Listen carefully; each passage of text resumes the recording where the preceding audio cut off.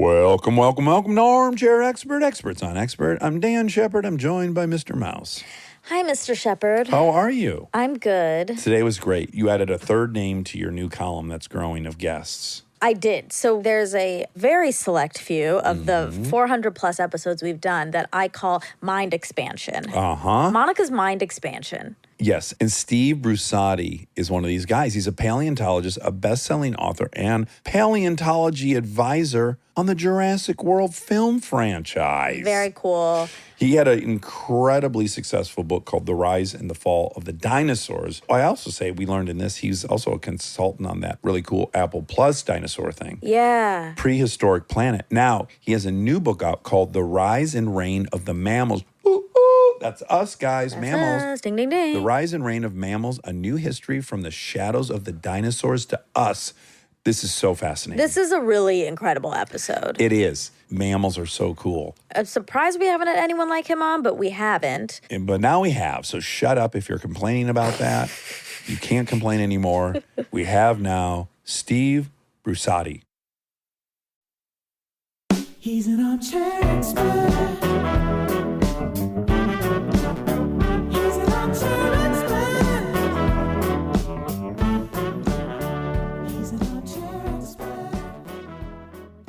Adjusted well to being home?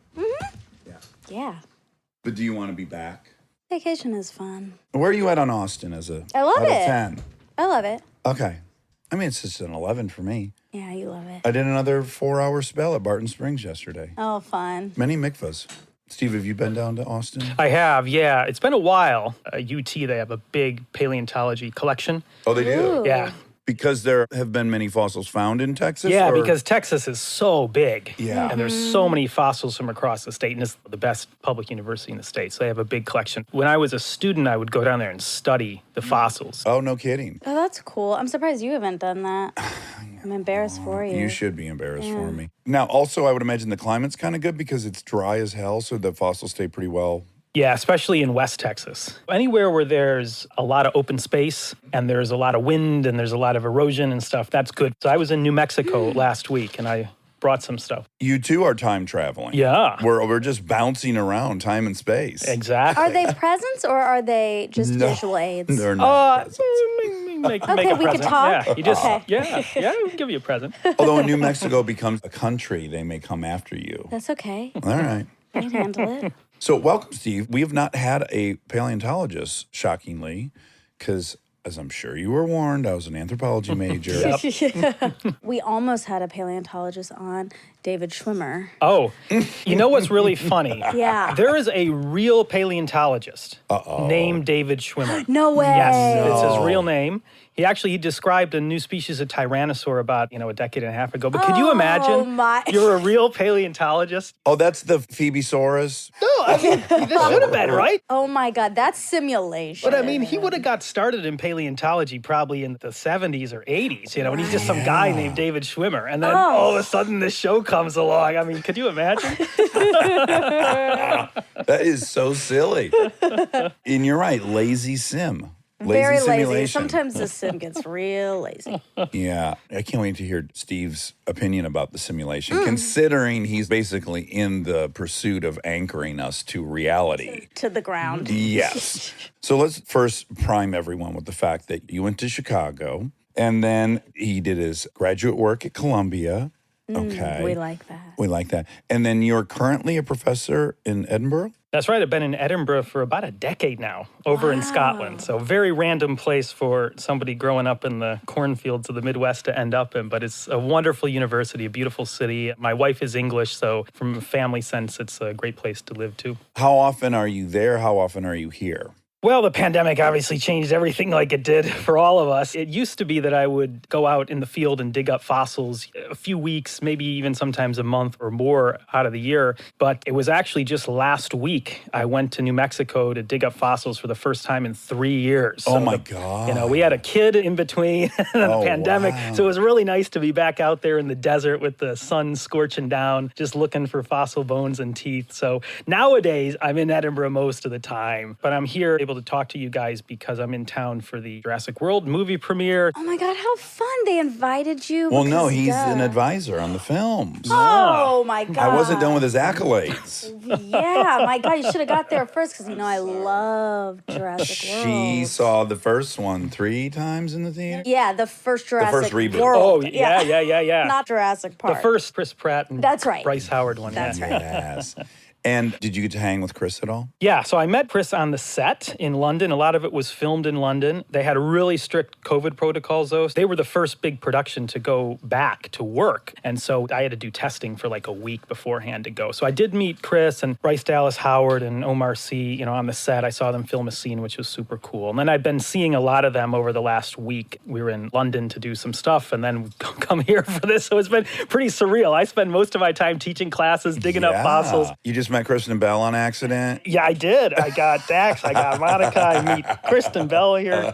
It's cool. So I'm milking it all and just having a lot of fun. Ultimately, for me, it's a cool thing to be able to take this very esoteric knowledge of fossils and dinosaur bones and all of this and just bring it to a different audience to use it to connect with people. Yes, and now let me lodge a public complaint against archaeology in general, which is you grow up as I did. I watch Indiana Jones. I want to find a jade mask. I want to go out there and dig for 5 seconds. I want to pull out like King Tutankhamun's gold bust. Conversely, then Jurassic Park comes along.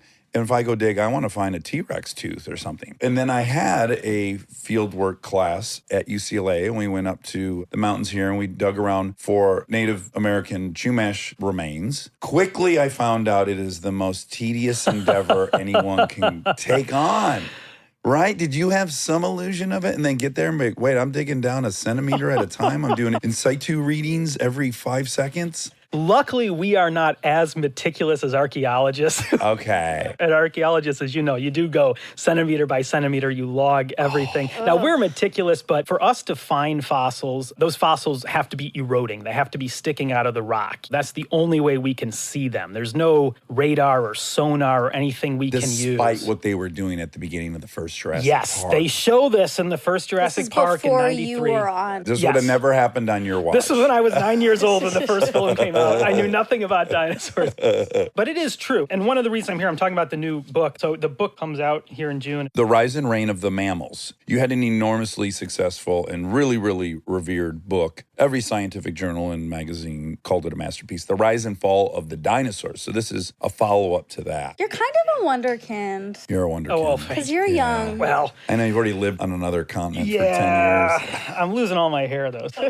I tell stories in this mammal book about how we do find the fossils. And I have a bit in there about how a student found this amazing fossil in New Mexico a few years ago. A young lady named Carissa Raymond, and she was just coming out of her first year of college. She was brought out in the field crew, and it took her several days to get her eyes tuned to what these fossils looked like. But then it just clicked, and she found this new species of this beaver-sized mammal that was living like 200,000 years after the asteroid killed the dinosaurs. Wow. Was it a megafauna? Was it like an enormous beaver? It wasn't that big. It was beaver-sized, but in the Ice Age, the time of the La Brea tar pits here, where I went to yesterday for the first time, which was awesome. God. But at that time, there were beavers that were bigger than us. Yeah. As creepy and weird as that. We're going to earmark the megafauna because I'm so fascinated by it. And then conversely, the megafauna swimming to the Channel Islands and becoming miniature. That's right, the miniature mammoths. Foster's Island principle? Yep. Okay, we're going to geek out. But before we get there, why did you get interested in this? Did you see a movie when you were a kid? I saw Jurassic Park in 93. I remember seeing it very well. I was 9 years old. I was there with my dad. I was there with my 2 brothers. I remember the film just blowing us away. Like the special effects. Oh, they were revolutionary. They were. Yeah, and I mean, this is your industry. You know this better than me. But as a moviegoer at that time. That was a paradigm shift. Whoa, like those dinosaurs. That brontosaurus, the first one you see. Oh, yeah. Sam Neill pauses and he takes off his glasses. That scene is, to me, the single most magical movie scene ever. I agree with you. It's incredible. Those dinosaurs were so unlike anything in any books of the library that we were reading, anything at the lessons in school. They were just so realistic and they were ferocious, but they were relatable. They seemed like real animals. So I love the film. It didn't make me want to be a paleontologist right away, but my youngest brother, Chris, he became obsessed with dinosaurs. He turned his bedroom into a dinosaur museum, which was really a Jurassic Park museum. He gave a lot of money to Universal. He bought every toy. My parents buy every toy, every book. So I posted posters all over the wall. And it was really living with him for a few years. Him being this kid with this obsessive fandom of Jurassic Park, that wore me down. And little by little, I just learned so much about dinosaurs through him, just through osmosis, that when I started high school, it just kind of clicked that, whoa, I could study dinosaurs. Maybe I could make a career out of this. And it took off from there. Wait, what does your little brother do now? So he went on to study history. Like most kids, he grew out of the dinosaur phase. I have a 2.5-year-old, and he's maybe starting to come into the phase. Like, I'm trying not to pressure him too much. I want him to do his own thing, but he's starting to learn the names. He knows what T-Rex is. So he's getting there. Most kids do. Yeah, they're so fantastical. Yeah. You swap places. We swap places, but he follows, all my dinosaur stuff. I'm always exchanging messages. He can't believe, that I'm here in Los Angeles, a movie premiere, hanging out with Jeff Goldblum and Laura Dern. It's like, my God, these were our heroes, especially his heroes as a kid. Is he your guest this weekend? I wish he could be. Why? Because he doesn't take any time off work ever. Oh, I am heartbroken. Chris. You shit the bed on this one, Chris. You fucked up. Oh, man. Okay, well, maybe there'll be a European My premiere guess is there'll be another movie. Yeah, maybe when we do Jurassic Park 13 or something, he'll finally want to take a few days off of work. Yeah. Oh, I'm so sad. Chris, we're mad at you, Chris. Yeah, and bigger, broader conversation. One trip on planet Earth, Chris. Let's do the things that are important. Okay, we got to just touch in on dinosaurs before we move to mammals. Quick curiosity. Have you watched this Prehistoric World on Apple Plus? Yeah, I was one of the consultants on that as well. Yes, that's been in development for a decade. Wow. Okay. Those dinosaurs are absolutely stunning. They're easily the most lifelike and realistic that have ever been put on television. Yeah. What Prehistoric Planet is really a reboot of Walking with Dinosaurs. Yeah, remember that? I do. So it's just been rebranded a bit. Jon Favreau came on at Apple and worked with a great team at the BBC. And I was one of a handful of scientific consultants. And there was actually a lead paleontologist consultant, a guy named Darren Naish, who's a friend of mine. And he was working full-time on that series. I think it's probably the only time a paleontologist has worked full-time on a series. And it really, really shows, because not just the dinosaurs. I mean, there's pterodactyls, mammals, there's all kinds of stuff. It's the whole environment 66 million years ago. And it's absolutely beautiful television. That's a million years before, or right on the eve of the Precambrian extinction. Is that what it's right on the eve of, the end Cretaceous extinction, right before the asteroid hit. This is like the glory days, the last summer of love. The 30s for film, yeah. They don't know what's about to hit them, but when that thing hits. Hurtling towards them. Yep. Okay, this is reassuring because you basically already answered my question. So I watched it I have a 7 and 9-year-old. They're both super into dinosaurs. And we're watching it and I was like, I'm confused. I thought everyone agreed recently that dinosaurs had feathers. So they must have just said, fuck it, no one wants to see dinosaurs with feathers. Then maybe episode 2 or something, all of a sudden one's got feathers. And I'm like, okay, well maybe this is completely accurate.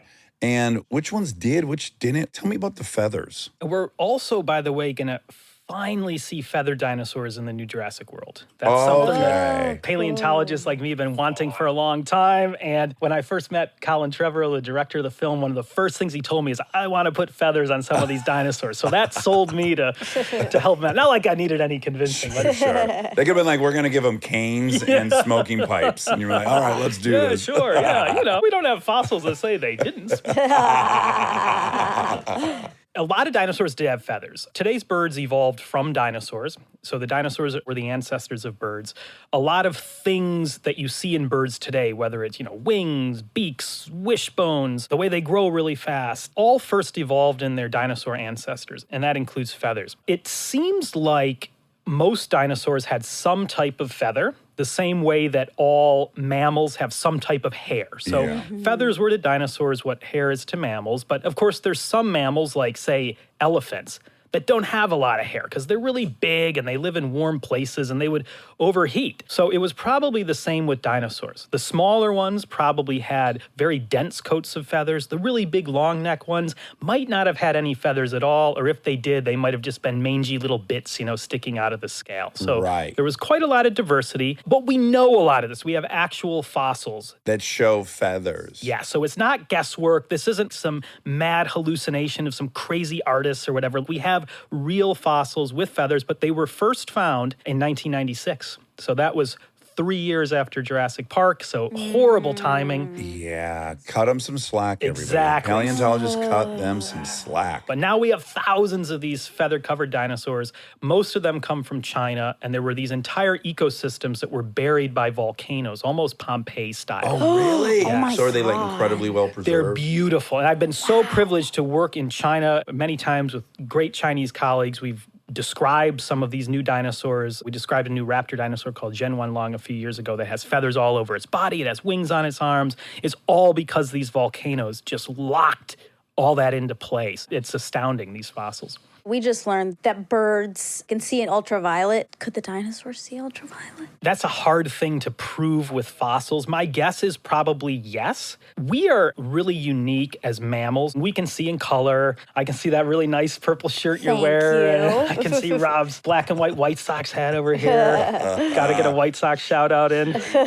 There was an air cheers, by the way. Steve is from Illinois. Rob and I are both huge White Sox fans, as we found out in chatting. Anyway, so we can see this, but that's very unusual for a mammal. There's only a handful of mammals that can even see in color. Most mammals can't. When the matador is waving that red cloth of the bull just sees it as black and white television. And that's why most mammals are brown or gray. Fur colors. Birds, look at all the different feather colors birds have. And that's because they can see in so much more vibrant color.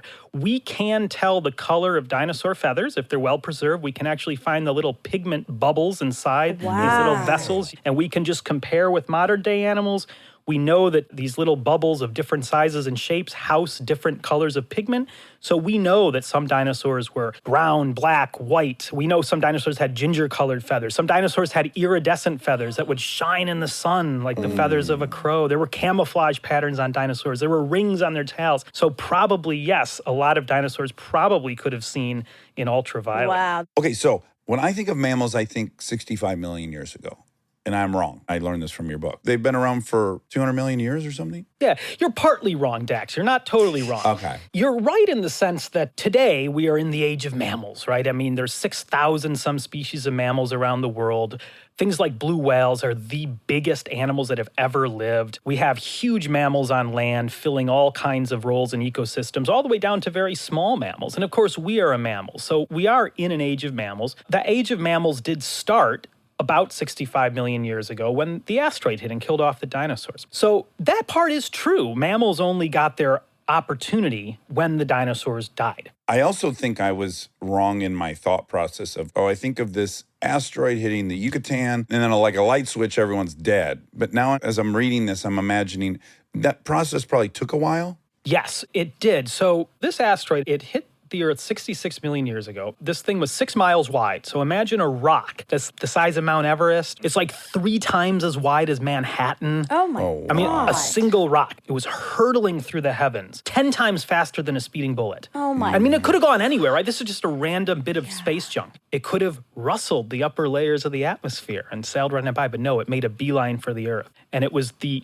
biggest asteroid that's hit our planet, at least in the last 500 million years. This was no normal day. In fact, it was probably the single worst day in the history of life, because when that asteroid hit, it released more energy than 1 billion nuclear bombs put together. Oh my God. If we can even imagine something like this. And then instantaneously, it caused wildfires, earthquakes, tsunamis, all kinds of things that within moments would have started to reshape the world. There was immediate chaos. And then over the course of the next day, you had all the gunk in the atmosphere. It was really hot, and all that superheated the atmosphere, turned the atmosphere into an oven. Then you had this stuff condensing down, raining down, bullets of hot glass that would have pelted anything that was on the surface that wasn't hiding. Hot glass. Like a hailstorm, but with hot glass. Really quick, I know you're not a physicist or a geologist, but I'm imagining this asteroid hits so hard, there's so much heat that it creates the glass that it shoots up into the air? Yeah, it vaporizes stuff. It turns stuff to liquid. The water that it landed in vaporized? And then as the stuff goes into the atmosphere, some of it stays up there if it's small enough. The rest of it falls back down. And as it falls back down, it's very hot. So it cools as it falls down. And it forms solid glass, a lot of this stuff. But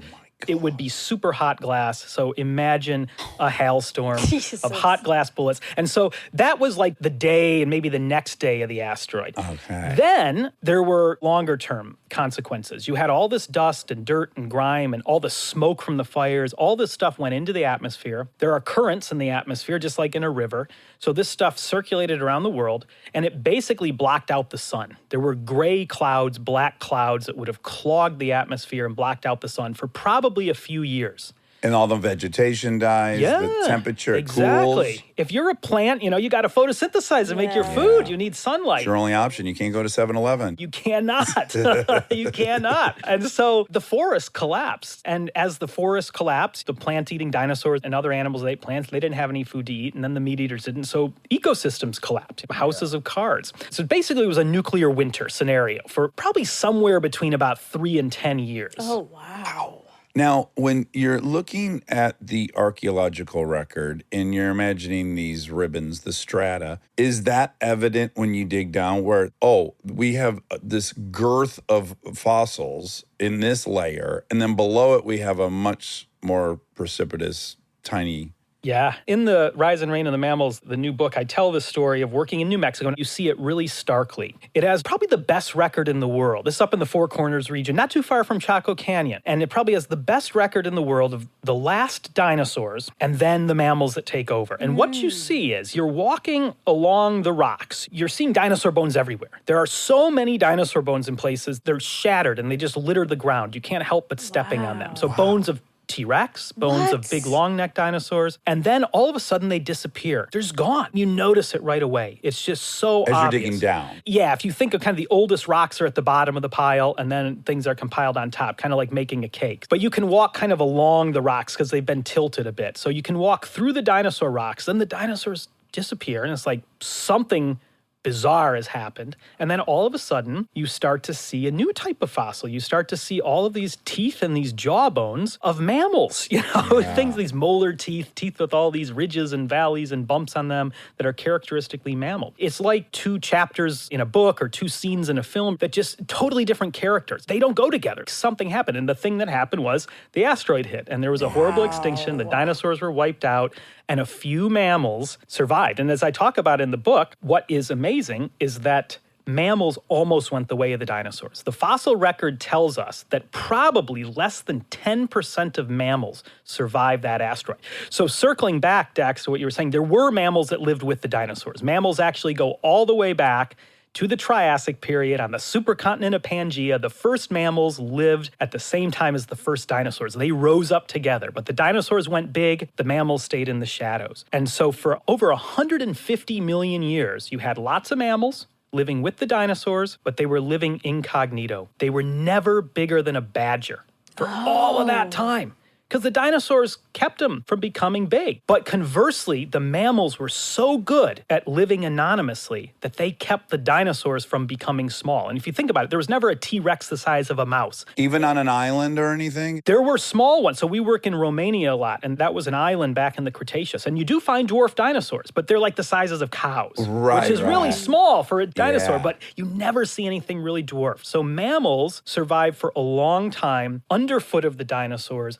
basically coming out only at night, but they were very diverse. There were diggers and climbers and swimmers. Oh, you mean because they didn't mate and that's why? How is one preventing the other from... Because they can't compete. Yeah. And this is the eyesight thing. Again, I didn't know this. I learned this from your book. So because we became nocturnal, our vision changed tremendously. We lost the ability to see color because it wasn't useful. You're not going to see color at night. Right. And that's why we lost it all, Absolutely. And Monica, it's just an ecological thing. Ecosystems were kind of full at that time. The dinosaurs were filling those roles at bigger size, and there was just no room for the mammals to get bigger. But conversely, the mammals seized their opportunity, and they became really good at living small. The same way today, if you tried to introduce a new predator to like the African savanna or something, they have a hard time getting a foothold because there's already incumbents in those roles. Imagine like a fourth cat. You have lions, they can wander everywhere. No one's going to kill them. They bring down the big shit. Then you have leopards, they're a little bit smaller, but they have to live in trees because they can't fuck with the lions. And then cheetahs have to be able to run a bazillion miles an hour to fill their niche. You couldn't introduce one in between any of those. Exactly. I'm going to try to get your approval, and I'm going to try to, out of memory, define the 5 things that make a mammal a mammal. Oh, okay. Again, this is very long ago, but mammal, mammary. Yep. We make milk. Yep. So every mammal makes milk. Viviparity. We have live births instead of laying eggs, with the exception of the what are they? The platypus and the echidnas. They're called monotremes. Monotremes. There's only like 5 or 6 species that live today. They only live in Australia and New Zealand. They are holdovers. They are an archaic group of mammals that go all the way back to the early part of the time of the dinosaurs. And they've just so happened, through good luck more than anything, to have barely held on to today's world. You don't see a ton of duck-billed platypus. No. Platypi. No, you don't. And you certainly don't here because they only live in Australia and New Guinea and stuff. So they're so strange, but they do lay eggs. And they do have milk, but they don't actually have proper mammary glands. The mothers leak milk from their bellies. We had viviparity. We have make milk. We have hair. We don't have feathers. We have hair. Yep. We are warm-blooded. Yep. We can regulate our own body temperature, which is a huge toll. We have to eat so much more stuff. It's a big expense. Absolutely. And then the last one is we masticate our food. Yeah, we chew our food. We chew our food. Which is really unusual when you think about it. If you've ever seen a bird eat something, I mean, birds don't even have teeth. Yeah. So birds just kind of swallow. I mean, they can cut stuff with their beaks. Or if you've seen a Komodo dragon. Oh, yeah, eat a Komodo deer. dragon. Oh, there's legs hanging out. Oh, gruesome. So gross. Or a snake or something. Yeah. Anaconda with a fucking capybara traveling through it. Oh. So, and you know, dinosaurs are the same way. It would have been disgusting to watch them eat. They were just kind of rip it and grip it, just chompers, you know. You flip the baseball hand to grip it and rip it, or golf. They would rip it and grip it. Oh, my God. But we're so different. I mean, we can move our jaws. You can go up and down. You can go side to side. You can kind of twist it. That's really unusual to do that. We also have teeth, molar teeth, premolar teeth, canine teeth, incisor teeth. We have all these different types of teeth, whereas you look at a T-Rex or something, all the teeth are basically the same. They're just for tearing, right? And ripping and gripping. For ripping and gripping and whatever. For us, you know, we have the little incisors at the front of our mouths to grab onto food. We have canines to cut food. We have premolars that can hold and process food. We have molars for grinding food, mostly. And they fit together. You know, you close your jaw and your teeth, they're really tightly fit together. And that's why we're able to chew. You know, you have to have teeth of the upper jaw and the lower jaw that come together really perfectly. And there's a whole story, and I talk about it in the book, and it's far too nuanced or potentially even boring to go into here, but just how mammals change their jaws and their teeth. Which leads to their hearing as well, well, Which leads to the hearing, yes. Whoa. Yes. And so the benefit of that is it opens us up to much more varying diet. Is that the advantage? So really, we have like a Swiss Army knife in our jaws. We have lots of different teeth that can do different things. And then because we can chew our food so well, we can eat lots of food. We can process it. We don't have to just rely on our digestive system. We have big jaw muscles to support that. Mastoids. Exactly. Mine are weak. I'm thinking about getting some filler. Yours are atrophy. Yeah. Chew more gum. I know. Oh, yeah, that's a good hack. Yeah, you know, hey, a dinosaur couldn't chew gum. Right. It would look like a Komodo fool. dragon can't chew gum. It would just fall out of their mouth. Ew, they're so stupid. That's pretty gross to think about. Really quick. So the dinosaurs are obviously vegetarian dinosaurs, Yeah. that ate plants and stuff. So those two were just tossed down the hatch and Yes. Okay. There were some, like the duck-billed dinosaurs, that evolved very sophisticated jaws with thousands of teeth that packed together almost like guillotine blades. And so they could cut plants that way. Rows of teeth. I don't like that. Like sharks have rows. Yeah, it's kind of Ew. like a shark. And you look into the fossilized mouth of one of these dinosaurs, and it is kind of creepy. Yeah. Like sci-fi when the big thing's coming at you and they open up and there's just teeth galore. Yep. Okay. That's scary. Stay tuned for more Armchair Expert, if you dare.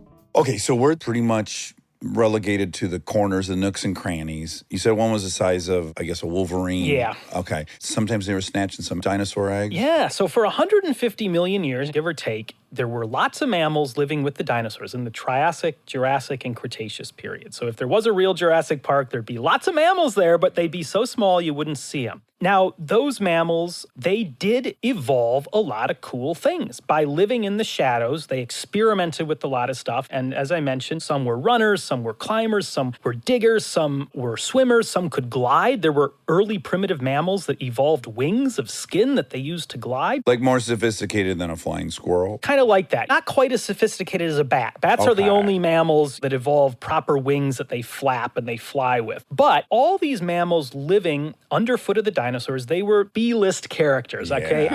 Let's be honest, they were D-list. Maybe D-list, but there was one maybe that was B-list, and that's the one you mentioned. There's a thing from China called Mammoth. It lived about 125 million years ago, back in the Cretaceous period. It was about the size of a badger or a wolverine. It's the biggest mammal we know of that lived with the dinosaurs. And when its fossil skeleton was found, it was so well preserved, there was a last meal inside of its stomach. And that last meal was a baby dinosaur. No. Yeah. So there were some mammals that would have eaten dinosaurs. Some of our ancestors way back hundreds of millions of years ago would have actually eaten dinosaurs. Good for us. Absolutely. God, we're tenacious. Here's another thing I think of when I'm watching the Apple show that you worked on is my understanding of the current animals, the bigger animals, non-birds, that are cold-blooded. They have to generally get their body temperature up to get busy. Yes. Oh, to mate? No, to get out and move Just around. to do anything, really. That's why you always see like snakes sunning themselves on paths and lizards sun themselves. And they're trying to get their body They have no temp up. energy. Right. So those dinosaurs, they're all so active when I see, did they too have to like warm up in the morning? Because it seems like we would have had a niche in that as well. This is a huge debate about dinosaurs, and this debate's been going on for decades now about what was their metabolism like. Were they cold-blooded like reptiles? Were they warm-blooded like mammals? Were they somewhere in between? Were some dinosaurs cold-blooded and other ones warm-blooded? People have gone back and forth. It's ultimately a really difficult scientific question to answer because you can't just stick a thermometer in a T-Rex, and see how his body temperature changes over the course of a day. So it's tough. And there's no real organ preservation ever, is there? Very, very rarely. But what there is that fossil bones and fossil teeth are an archive. They're a chemical archive. And there's certain chemicals, certain types of elements that only form or form in particular ways depending on the body temperature of an animal. Different chemical bonds can form differently, warmer temperatures versus cool temperatures. So there's a whole field of what's called geochemistry. And that's being marshaled to understand the physiology of dinosaurs. And just about 10 days ago, there was a big new research paper that was published by some very, very young, very bright paleontologists led by a young researcher named Yasmina Weeman that used these geochemical techniques to argue that most dinosaurs probably were properly warm-blooded like we are. And then some reversed and became more cold-blooded because, as you say, it's very expensive to be warm-blooded, to have a high body temperature, to keep that body temperature constant, no matter the season, no matter the time of day. You have an internal furnace, basically, and you got to feed that furnace, and you got to feed that furnace oxygen, and you got to feed that furnace energy from food. So you got to eat a lot more, and you got to breathe in a lot more oxygen to be warm-blooded compared to a cold-blooded animal. Yeah. Now, this is the part of every podcast where I interrupt this incredible flow you have going to say that just occurred to me that he looks like young Jerry Seinfeld. I want you to look for it. I see it. Is it the hairline? No, it's the smile. It's the smile and the nose. It's incredible. It's really I can there. see it. There's an essence. That's a compliment. I'm a big Seinfeld fan. Growing up, I mean, oh my God. And yeah, now that Seinfeld's on Netflix in the UK. Oh, you're in heaven. Yeah, it's great. So we're big fans. So I take that as a huge compliment. Okay, wonderful. Jerry, if you're listening, you're into dinosaurs, into mammals, into fossils, come over to Edinburgh. Or take me in your car if you're still doing that show. Yeah, right? Us too. That's his new show, Paleontologists in Cars Getting Coffee. I am drinking a coffee. You're in training right now. Okay, I also want to point out right now, I imagine someone might think, oh, this is a science book. I don't want to read this. This is a very beautiful, story-driven, well-written book. This is like a fun novel that you're reading. I appreciate that. I think it's wonderful because I do think that traditionally, historically, conventionally, science doesn't leap into pop culture because the cohesion of great writer and also scientific mind, it's not just the most natural layup. Look at the success Michael Crichton had doing it because he understood it and he was an incredible writer. You had huge hits in this realm. So it's a rare thing, but I see it on the rise and I'm really encouraged by it because everyone would like to know this stuff. It's sometimes not very approachable. Yeah, daunting. Okay, let's talk marsupials. Yeah, okay. Let's talk about marsupials. Some other kind of weird mammals that are still with us, and actually quite a lot of them are still with us. They're weird. They kind of have viviparity, but not really. Walk us through that. Yeah, those of us that live here in North America, there's only one marsupial that we're probably familiar with, and that's the possum. And I don't know, do they actually live out here? Oh, like motherfuckers. Honestly, the animals you're going to see if you live in LA with regularity are opossums. I hate that it's opossums. You just want to say I just possum. say possum. I say possum. That's what we called them growing up. Let's not be hoity a about it. possum got into the house. Yeah. Get out the broom. Not an opossum.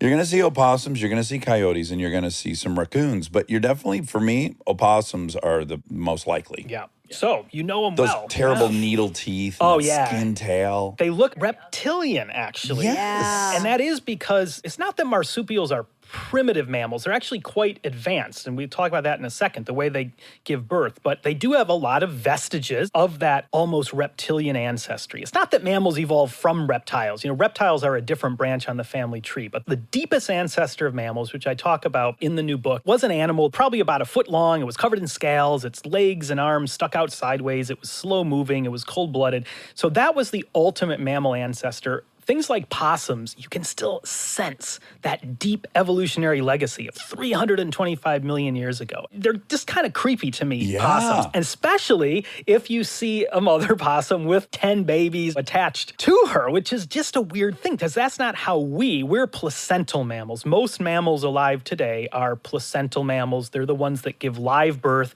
to well-developed young. So humans are an example, elephants, bats, whales, cats. We're the worst example, though, right? We're born very premature. Yes, and our pregnancies are very interesting and very unusual because we have such big heads, and that's very hard to pass through a birth canal because we've evolved these big brains. So a lot of human evolution was constrained by that. So we evolved to spit us out way too early. It's interesting it didn't push the evolution for women to have like hips twice as big. Like, why don't we see that? Well, they do in pregnancy. They expand. They do expand. But I'm saying like 2x. Evolution is interesting. We can often say, why didn't something evolve? I mean, why has no animal ever evolved wheels to move around or something? You know? Wheels, what a great one. The mutations have never happened. And these are fun questions, though. When I teach my classes and work with students, these are the kind of things we just love to chew the fat over. Like, why did evolution never do this? Yeah. One I'm hung up on a lot because I shouldn't bore you with this, but increasingly I think of some of the systems that evolved, and I almost, mind you, of course I believe in it, but almost I don't. I just try to walk through the process.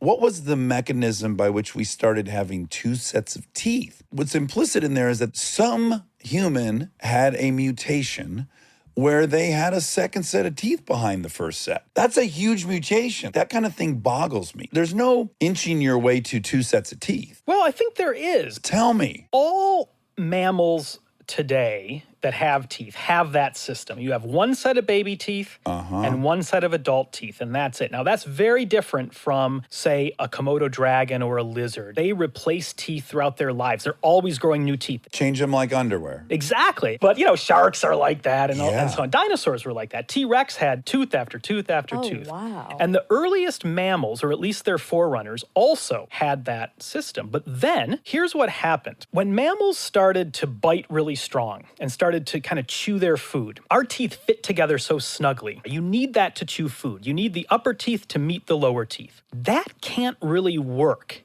if you're constantly replacing your teeth throughout life. Just think about it. If I just lost one of my molars. Oh, even when you go to the dentist and they've made a mold and they put it in, they still got to grind and shit to make it work. If you're always replacing your teeth and you always randomly have a few teeth in each jaw and a few gaps and you just can't chew. You're always going to be chewing with like two teeth that are most pronounced. And that's just not at all efficient. So when mammals started to change their teeth so they could chew more, that's when the two-set thing came in. Now, how exactly it happened with which mutations, I don't know. Maybe the developmental biologists would have a better idea. Yeah, because there's no in-between. No, but the in-between probably had something to do with milk. So milk is part of the story too. So once you start seeing animals in the fossil record that only have two sets of teeth, you can be pretty confident that they're drinking milk. I saw this with the birth of my own son, and you've probably seen it with your kids. When they're born, they don't have a full mouth of teeth. No. How creepy would that be? Your baby comes out with a full mouth of teeth. A lot of mammals, when they're born, don't have any teeth. They just have gums, so they can't chew at all. Right. They need to drink milk. And then those baby teeth come in, but the baby teeth, they come in at different rates. They sure do. And then they'll fall out at different rates. And so it's not really till that full adult set is in that mammals can chew properly. But milk is a way that mammals could get that double set of teeth, taking all those teeth that were replaced forever, turning it into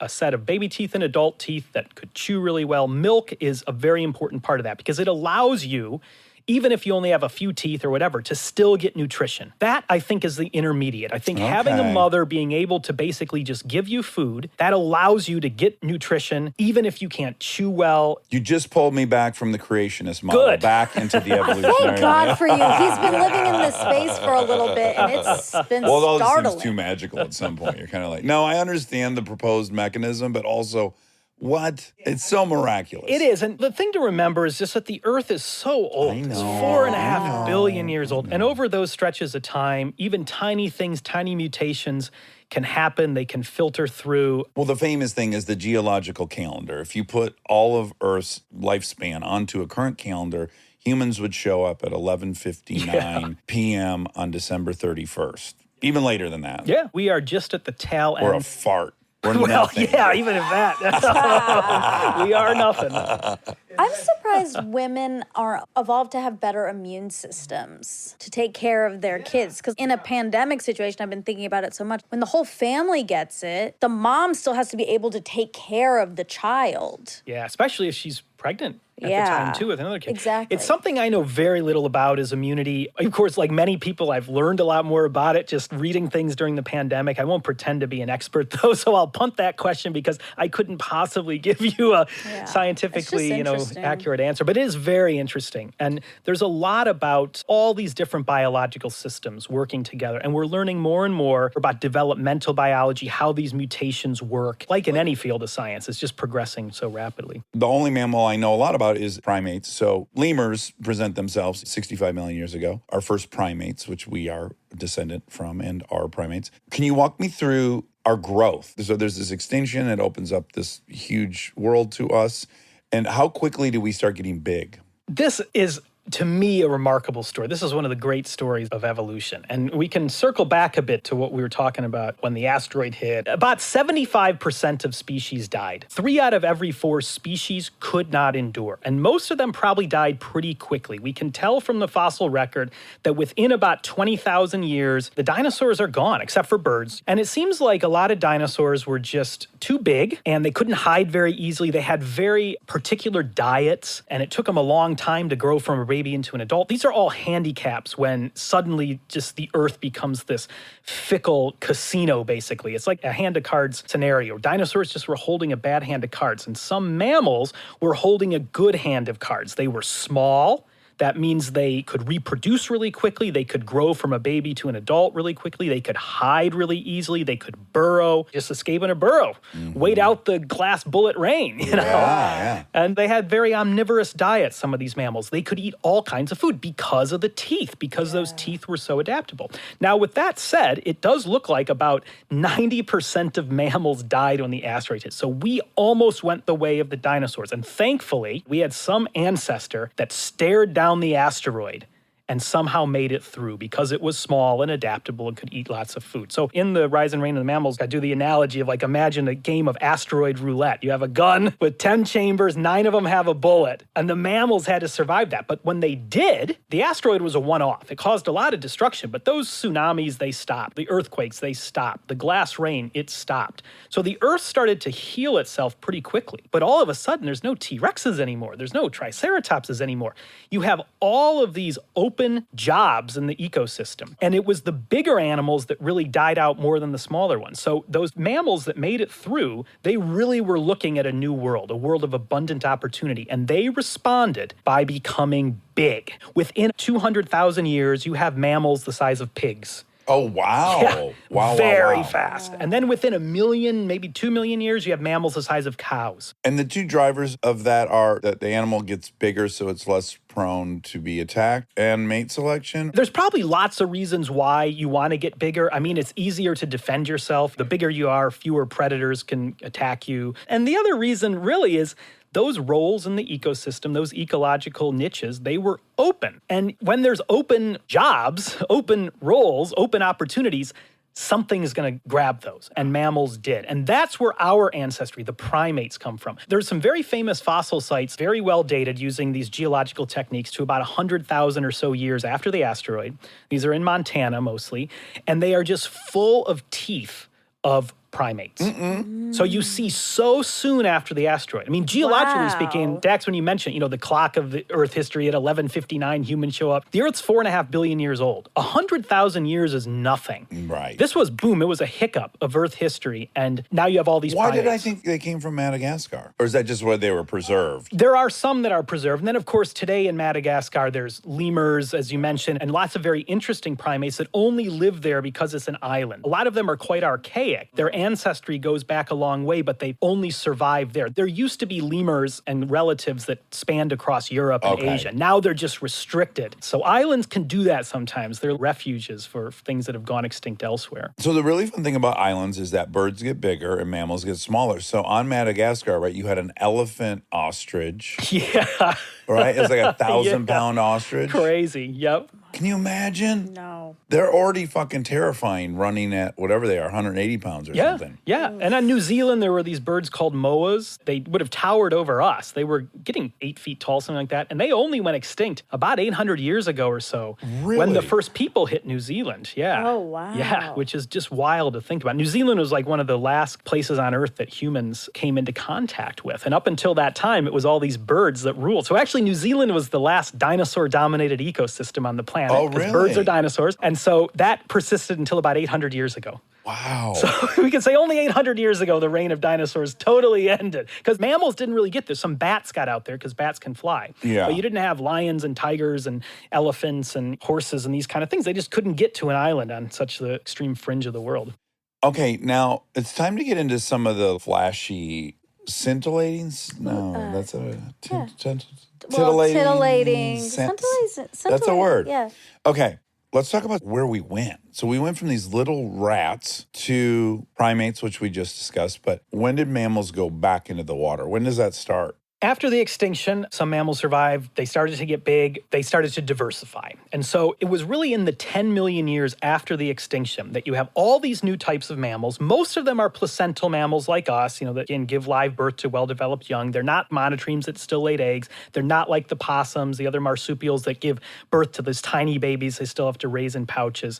So really, after the asteroid, it became a placental mammal world. Ooh. And this is where you get the ancestors of things like horses and monkeys and bats and elephants and all these familiar groups we know of. Sometime around 55-ish million years ago, a good 10 million years after the asteroid, you had these mammals with hooves that were living in what is now India and what is now parts of Asia. India was an island then. It was actually moving northward. It was in the middle of the water, but it was plowing upwards. That's what caused the Himalayas when India smashed into Asia. Subcontinent. Exactly. So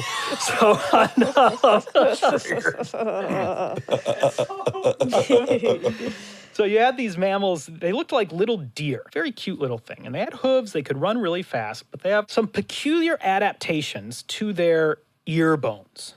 Small little kind of technical things that are anonymous to anybody who's not an anatomist. But we know that those things improve hearing in water. So it seems like these little deer-like things were starting to live in the water. Not full time. They lived in the land, but probably they went into the water to escape predators. Maybe there was some food in the water they ate.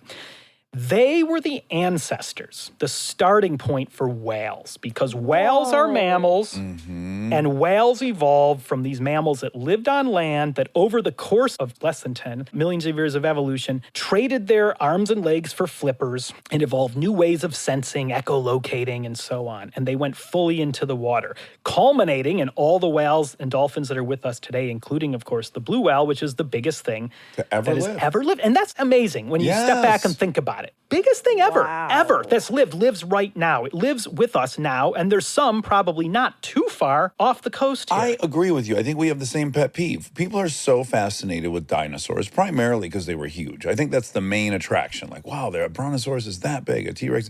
Yeah, the fact that the blue whale dwarfs everything else, they're 100 tons. Yeah, you know? they're 100 tons. They're the size of submarines. Their tongue's the size of an elephant. Yeah, they're longer than a basketball court. They can dive thousands of meters deep. They have these calls they make out. We just learned this from another biologist we had on. Crazy? They're talking Yeah, around the so world. amazing. Yeah, they can be heard. They resonate around the world's oceans. They're the strongest sound that any animal makes. We thought they were solitary. They might be in a pod. Their babies are the sizes of like speedboats. Their babies weigh like 3 tons when they're Oh born. my. Their hearts are the size of a VW bug. And you know what? Because they're mammals and they're placental mammals and they give live birth to big babies, they have placentas, they have umbilical cords, so whales have belly buttons. Oh my God, Isn't that they just do. kind of a funny thing? I didn't know Weird. that. The huge ones, probably. Yeah. Intelligence is such an interesting thing to study in evolution, and there's a few popular beliefs about primates, why they got increasingly intelligent, whether it was for recognizing food and where it grew, or facial recognition, all these different theories. Why did whales get so smart? Because they're from India. Because they're from That's India. a great point. And the dolphins, too. Question answered. Yep. That's it. We can move on. I do study intelligence in the fossil record. We can CAT scan fossil skulls and use the x-rays to see into the brain cavity, the same way a medical doctor might do if there's something wrong with us. Get into the CAT scanner, use the x-rays to see inside. So we can build digital 3-dimensional models of brains just by filling in the cavity. And we can look at the size of the brains, the shape of the brains. We can compare them to modern animals. So we've done a lot of work on this. Actually, we just published a project about a month and a half ago that was led by a scientist who works with me, Ornella Bertrand's her name, in my lab in Edinburgh, that we actually found that those first mammals that survived the extinction of the dinosaurs and got really big, they got so big so fast that their brains didn't keep pace. They actually got dumber. Okay. And then it took about 10 million years to catch up. So we use CAT scans to study brains. And with whales, there's been a lot of work looking at fossils. You can see how the brains get bigger and bigger over time. You can also see how some whales, the whales that have teeth, they evolved echolocation. They are able to have this sixth sense that we can scarcely comprehend. How would you explain, sight to somebody who can't see? They're getting like a 3D picture of the world. Yeah, around it's them. like a sonar kind of thing, and they somehow get this image in their mind. And bats can do the same thing, some bats. But whales, big brains, high intelligence, very keen senses. They have absolutely enormous brains. I mean, of course, whale brains are physically bigger than our brains. Yeah. Now, in Yeah. proportion to their body size, our brains are bigger. But why they did that, I don't know. Maybe it was to adapt to the new environment in the water. Because again, a brain is a very expensive organ. Very to run. expensive. We were just talking about this as I learned it 20 years ago in college, but I want to say that they were saying orcas are the only animals with a neocortex to mass ratio greater than ours. That could be. Yeah. Yeah, I'm not sure. You would know better than me, but the neocortex I don't is- think I would know better than you, but thanks for saying that. I mean, my knowledge of brains. We got a cool project we're starting, by the way, with some colleagues in Europe about the evolution of intelligence over time. We're trying to go beyond just using CAT scans to see the size and shape of the brains and fossils, but to actually find a way to predict things like neuron density and connectivity, looking at a lot of modern animals, seeing if we can predict some of the behaviors. Could a T-Rex make its way through a maze, that kind of thing. So I'm learning more about all this. I don't know a lot, but when you mention the neocortex, just to say that is a mammalian thing. It is a sublime mammalian invention as part of the cerebrum of the brain. It has 6 tissue layers in it. This is the real seat of our intelligence. This is what links all the senses This allows together. us to model, to think of the future. Yes, it's like a big neural net, the top of our brain. The one thing I remember that I found fascinating is that the brain itself is evolving as well. It's not just size, right? So I think this was in elephants. The whole reason they've discovered they have such great memories is their brains were convoluted like ours are. So it's got a bazillion wrinkles all over it. And the point of the wrinkles is it increases surface area overall. And that's a evolution, right? The brains didn't always look like that. No, and we can see some of this from fossils. You can actually see on the fossil skulls sometimes the cavity around the brain, especially more primitive animals, is very smooth. And then in some of these first mammals, you start to see marks on the bone that marked where the neocortex was on the brain, because that neocortex is getting bigger, it's kind of pushing against the bone. You can see the space. And so there are different groups that have really expanded their brains, making them very convoluted, exactly as you say, to increase surface area.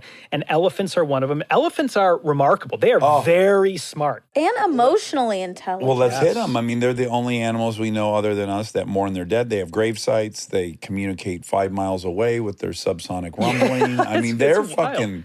They're awesome. Yeah, they can recognize themselves in mirrors. Oh, man. Pretty far detached from what I study, but I've read about it where there is evidence of things like empathy and connections to ancestors. This has been proposed for elephants, which I think is wild. Yeah. And that means things like woolly mammoths and mastodons, the extinct elephants, the ones that lived right here, the ones that are found in the tar pits, they would have been really, really smart too. Yeah. So that's where I want to go next, the kind of megafauna. I think that's the most exciting thing left. But I have one last question before we move to there. Has anything gone full circle? Has any mammal gone into the water and then come back out of the water? There have been a few independent groups of mammals that separately have gone into the water. There's whales and dolphins, that's one group. There's things like manatees, that's another group. Seals are another. But I don't think there is anything that's gone into the water that's then come back out. I have to think about it. There might be some I exception hope blue whales somewhere. make their way Oh, out. my somehow. God. You know, then people would appreciate them, right? Because the ocean's so big and it's so vast and it's so Yeah. deep. And I draw this analogy in the book. One of the chapters is called The Extreme Mammals. It's about bats and whales and elephants. And I start the chapter off with a fake little newspaper article from like 1,000 years in the future about the discovery of giant bones. And there's a scientist, that's called out to look at these bones. And I give her the name of my brother's daughter. Lola. lovely. So Lola, if you're listening. Actually, I don't know if you know that. If you're listening, tell your father Chris he should be at this Mike, premiere. this is my brother This Mike. is Mike. Never Tell your mind. Tell your Uncle Uncle Chris. Mike, he shit Mike the wanted bed. to come to the premiere. He was just telling me yesterday. I said, you got too many kids. You can't just ditch them all at home. So anyway, I have this faux article about these hikers discovering giant bones. They can fit into the rib cage of this animal. And the scientist is called out. And she's like, I think this is the mythical whale, that we've heard about from legends in human history. Maybe it's a little bit corny, that sort of narrative device. I like it. Don't say that about yourself. But it gets people thinking, what if blue whales were extinct? What if all we had were fossil bones? There is no doubt we would marvel at them the same way we marvel at a brontosaurus. Yeah. I'm going to take a wild guess right now. I'm going to predict why you and I both love blue whales so much. I have a hunch we fell in love with it at the same place in space and time. Okay. Is it the Chicago Science Museum? Yes. There's a model of one strung up in the ceiling. There is. And I was like 8 years old. I went there. I was like, what? That fucking thing lives on planet Earth? It's incredible. All the great natural history museums don't only have dinosaurs, they have whales too. And it's true in New York at American Museum where I did my PhD. It's true in London at the Natural History Museum. And in Edinburgh at the National Museum of Scotland, we have whales. You have to have whales. And they're always hanging from the ceiling. But I think if you see those, you feel it. I think everybody needs to go to a natural history museum and look at a whale. Just stand underneath it and think, this thing is as fascinating, if not more so, than a brontosaurus, than a for T-Rex. sure. And I love those dinosaurs, don't get me wrong, but these whales, they're still with us, and they're so endangered. The populations of blue whales have been cut like 99%. So it would be a travesty to lose these animals. We have the choice whether to conserve them or not. Yeah. Yeah, humans are so obsessed with things we don't know. Like, we never got to see dinosaurs, so they're fascinating. They're the to ultimate us. novel. I mean, They're hard to get. We love hard to get. Unless you believe the movies. all right, so let's get into the megafauna, because I will say, when I moved to California and I went to our Natural History Museum, which is fantastic, this is where I learned a bear sloth. Like, what the fuck? And the skeleton's enormous. Like, I guess I only think of big animals as living in Africa, other than our grizzly bear, but hit us with some of these mammals that we had. When we think about big mammals, we think about elephants and rhinos, our attention goes straight to Africa. I think in part, there's a lot of TV shows, nature shows, but also because Africa is one of the only places where a lot of large mammals survive today.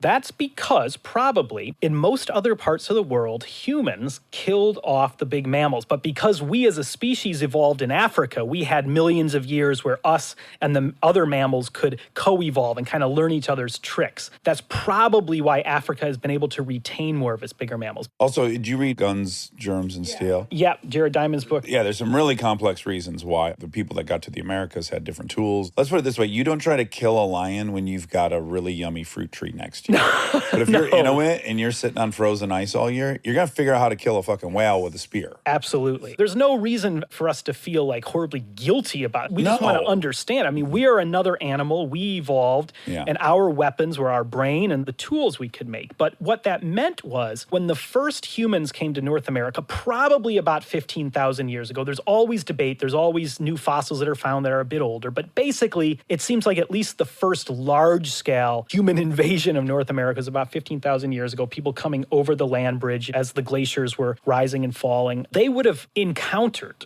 all of these enormous mammals, these megafauna, these things that would have never seen a human before. When those first humans came over the land bridge, there were woolly mammoths, there were saber-toothed tigers, there were giant ground sloths, there were these beavers that were bigger than people. Oh, Yeah. really? Yeah. A big beaver. Big beaver. That's a road in Michigan. Exit 69 on I-75. For real, it's not a joke. Big Beaver No, Road. in Michigan, not a joke.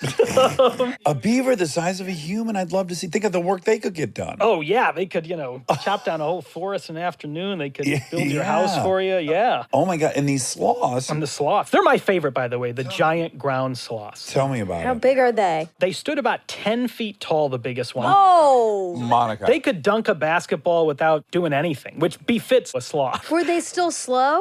Yeah, probably. They walked on their knuckles, so they had big claws. Sloths today have pretty big claws that they Yeah. used to hang from the trees. These sloths did too, but they would have had to walk on their knuckles. They were probably very ponderous, and they were really goofy, goofy looking. my But they were God. huge. They look like an obese human almost, right? Because they're just seated and it's just getting bigger and bigger as it goes down. Yes, they do. Yeah. They do. I've never thought about it that way. And you can see them over at the tar pits. They found a lot of bones. There's one called Harlan's ground sloth, because there are actually many species of them. Stay tuned for more Armchair Expert, if you dare.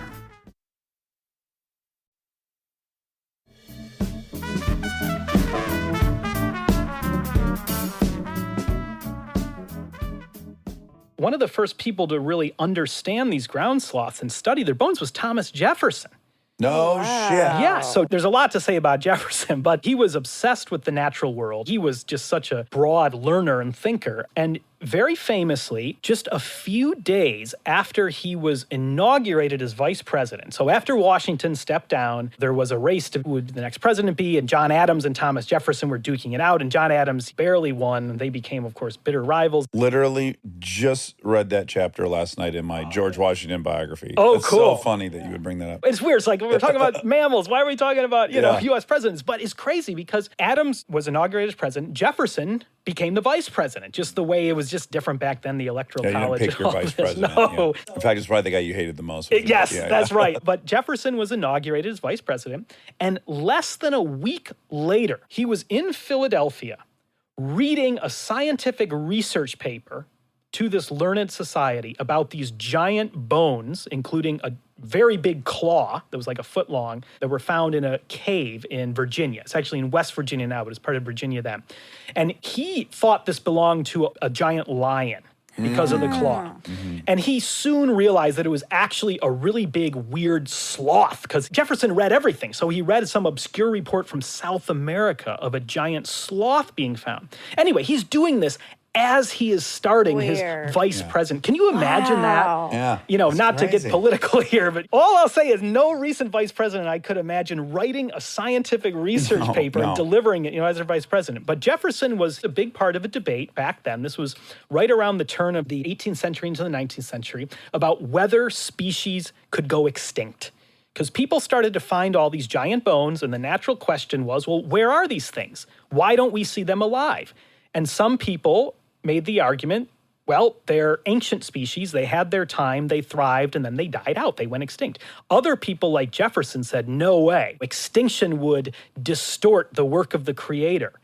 So things couldn't go extinct. This was one of the biggest debates in science at that time. This was just as science was becoming an academic discipline. When he became president, he actually commissioned a lot of his generals to go out and collect bones of the megafauna. So in the East Room of the White House, he had mammoth bones strewn all over the floor. He was the original Leonardo DiCaprio. Oh my God. I don't know if Mr. DiCaprio would like that comparison now that we know all the things we know about the other things Jefferson was getting up to. Oh, you disapprove of him converting and having children with a 15-year-old? How dare Why are you you. so constrained? Yeah, not to cancel Jefferson or anything, but that's some pretty bad stuff he did. But yeah, scientifically, yeah, anyway, yeah. imagine the president having his meetings and being like, I need a break. I'm going to go into the East Room and put these bones together like a big Yeah. puzzle. The other thing he did was he sent Lewis and Clark, out west to explore the Louisiana Purchase when he bought it from France. And of course, it was a land survey. They wanted to see what Native American tribes were there, what resources were there. But Jefferson personally told Lewis and Clark, I want you to find living mammoths and living giant sloths to prove that these things are not extinct. And they looked and they looked and they looked, but they couldn't find them. So even Jefferson, basically on his deathbed, him and John Adams were friends again. They were writing letters to each other. And there's a letter where Jefferson says, I was wrong.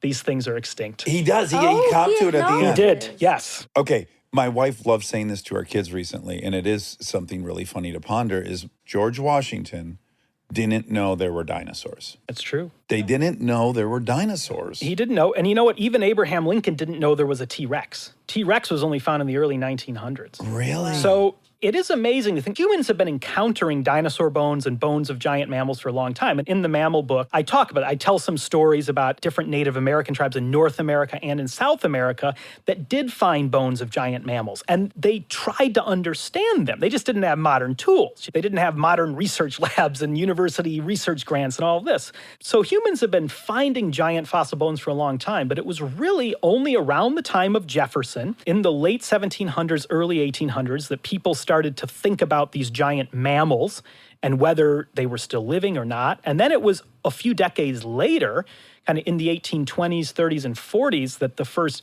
dinosaur bones were discovered by Western scientists. And that was around the time universities and museums were starting to establish this new profession of scientist. It was only in the 1840s that the word dinosaur was invented by a guy named Richard Owen, who's a recurring villain in The Rise and Reign of the Mammals. Oh, he's a villain? Yes, he's a villain because he was one of the, well, there's lots of villains in history, but this guy was insufferable. Oh, my he favorite was adjective. Pompous. He was conceited. He was a member of high society. He hung out with royals. He tutored Victoria and Albert's children. He sent those children out to South Africa to collect fossil mammals for him. No kidding. So I think he was third in line to the throne, one of the princes, went out to South Africa and collected these fossils of these mammal antecedents and brought them back to London to give them to Richard Owen. So imagine like Prince George or something, now. Or if I sent Sasha and Malia. No, they're older. These were young kids, How old right? were they? Well, he was probably a teenager then or maybe in his early 20s. Okay. Yeah. Prince George is 5. Prince George is a bit too young. Yeah. But maybe I could train him. I don't know. Send them somewhere. Okay, so one of these creatures you talk about in the book, there was an elephant or some kind of pachydermish animal that was 4x of a current elephant. 4X? Yes. So the biggest mammals ever, as we talked about, are the blue whales living today, but they live in the ocean. If you live in the ocean, you don't have to contend with gravity the same way you do on land. That's You don't right. have to hoist yourself up. That's why I want to retire in the ocean. Retire in the ocean. It Yes. sounds perfect. Well, with sea levels rising, I don't know. in Los We'll all be Angeles, retired. We'll all be retired in the ocean. Yeah, that's going to go bad for me. But those mammals are the biggest ever. But the biggest land mammals ever weighed about 20 tons, which is about 4 times the size of a modern elephant. And there's 2 different types. There were some elephants that were that big, and there was a type of rhinoceros that got to be that big. But it was an unconventional rhino, not only because of its size, because it had no horns and it had pretty long legs. Okay. What a freaky looking thing that must be. Totally weird. It's always hard on podcasts or on interviews because we're talking about all these fantastic extinct species and you're not being able to see them. I hope your book leads to a fascination that will have people like Favreau and all these creative people. I want to see the Pleistocene movie. I want to see it animated. Yes, something different than Ice Age. Yeah. I want to see this ridiculous sloth. I really hope there's another prehistoric planet that does the megafauna. I think that's within the realm of possibilities now that this show's been so well received. And Colin Trevorrow, who's directed Jurassic World, he's going to be doing a film now that's going to have some megafauna in it. It's not a film about megafauna. It's going to be a blockbuster, but I'm very hopeful that Colin will have me back and I can give him some pointers on the mammals. But you're right. I mean, these things have never gotten the big screen treatment, the celebrity treatment. I mean, everybody knows what a mammoth is, I think, and what a saber-toothed tiger is, but That's it. that's really it. And I think what a lot of people don't understand also is that they live so recently. These things went extinct I know. just like 10,000 years Humans ago. were interacting with them. They were killing them. Our ancestors knew these Ice Age megafauna. They encountered them. They would have been in fear of them. I mean, we had ancestors that would have feared going out to collect berries or whatever because saber-tooth tigers might be out there. And our ancestors, they admired these things. There are so many caves in France and Spain that are just plastered. The first human graffiti was all these early humans drawing mammoths and other megafauna on cave walls. And so we knew these animals. And we ultimately are probably the main reason why they're not here anymore. And not just because we overhunted them, but just because we expanded so much. We changed the environments. We cleared lands to make agricultural fields. We would break up populations as we moved into different areas. And so all of those things together, along maybe with some of the climate changes coming out of the last Ice Age, glacial period. Yeah, they were probably a little maladapted for warmer temperatures. Yeah, except they had survived so many ups and downs of temperatures before, because the Ice Age is a few million years old, but really the Ice Age is dozens of glacials. These are the times when it's been colder. It's on a cycle. It's a cycle. It's just like a roller coaster ride. It's cold, it's hot, it's cold, it's hot. All has to do with like the orbit of the Earth. Right, it's because on our axis, we're not just on an axis and we're not just spinning, but we're wobbling. That's on our right, axis. we're wobbling like a top. There's like 20,000 some years for the wobble, I think. And then there's also the angle that the axis is at, that changes. And the shape of our orbit around the sun, it's an ellipse, it's an oval, but that oval kind of stretches and compresses over time. Contracts and so expands. all of those things means there's variation over time in how close the Earth is to the sun. And even small variations causes change to the seasons and to snowfall and so on. So the Ice Age has been like dozens of times where the glaciers have grown and then retreated. By the way, this is the North Pole ice cap that has grown so much that it actually encroaches on and then covers much of North America. Right. So just 10,000 years ago, Chicago, Detroit, Michigan, the Great Lakes. The Great Lakes are meltwater mud puddles left behind by the glaciers as the glaciers melted. So growing up around Chicago, going to Lake Michigan, it's the closest thing to an ocean in there. Oh, yeah. Fresh coast. Not so fresh in lots of places, especially more towards the Gary, Indiana side. Yeah, the southern bowl of it. It's a actually, little murky. Michigan has the best. But it's crazy, right? I mean, that is just a meltwater puddle from a glacier. Yeah. To all the Great Lakes. And quite recently. And same in Europe. Edinburgh, where I live now, would have been covered by glaciers. Dublin, Stockholm,